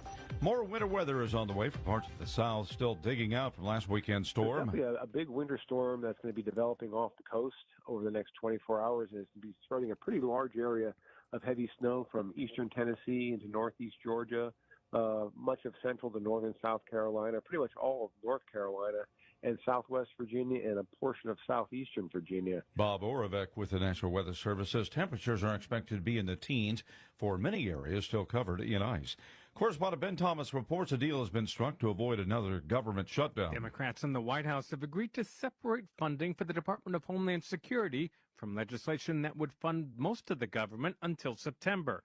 At a cabinet meeting Thursday, Trump said, "We'll work in a very bipartisan way. I believe not to have a shutdown. We don't want a shutdown." And in an online post later, encouraged members of both parties to cast a bipartisan yes vote. The deal would extend Homeland Security's funding for 2 weeks, while Democrats' demands for curbs on the U.S. Immigration and Customs Enforcement Agency are debated. House Speaker Mike Johnson tells AP while he vehemently opposed breaking up the funding package, it needs to be moved as quickly as possible.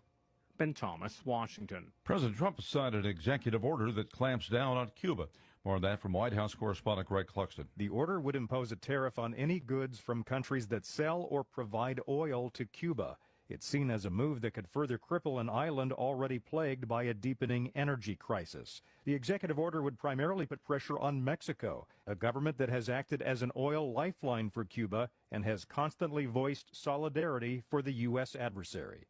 And the financial index is struggling today on Wall Street. Right now, the Dow Jones Industrial Average is off by 509 points. The NASDAQ down by 239. More of these stories at townhall.com.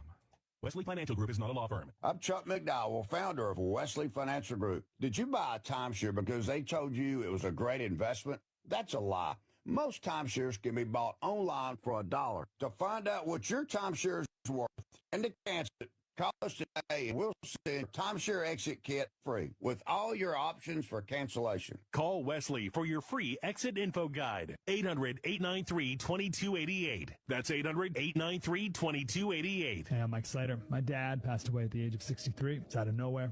Had a stroke. Super hard, obviously, for the whole family, but my dad had life insurance. This is why I have life insurance for my family, for my wife and 4 kids. And the best place to get life insurance is ethos.com because you can do it in 10 minutes. And there's no medical exam and no blood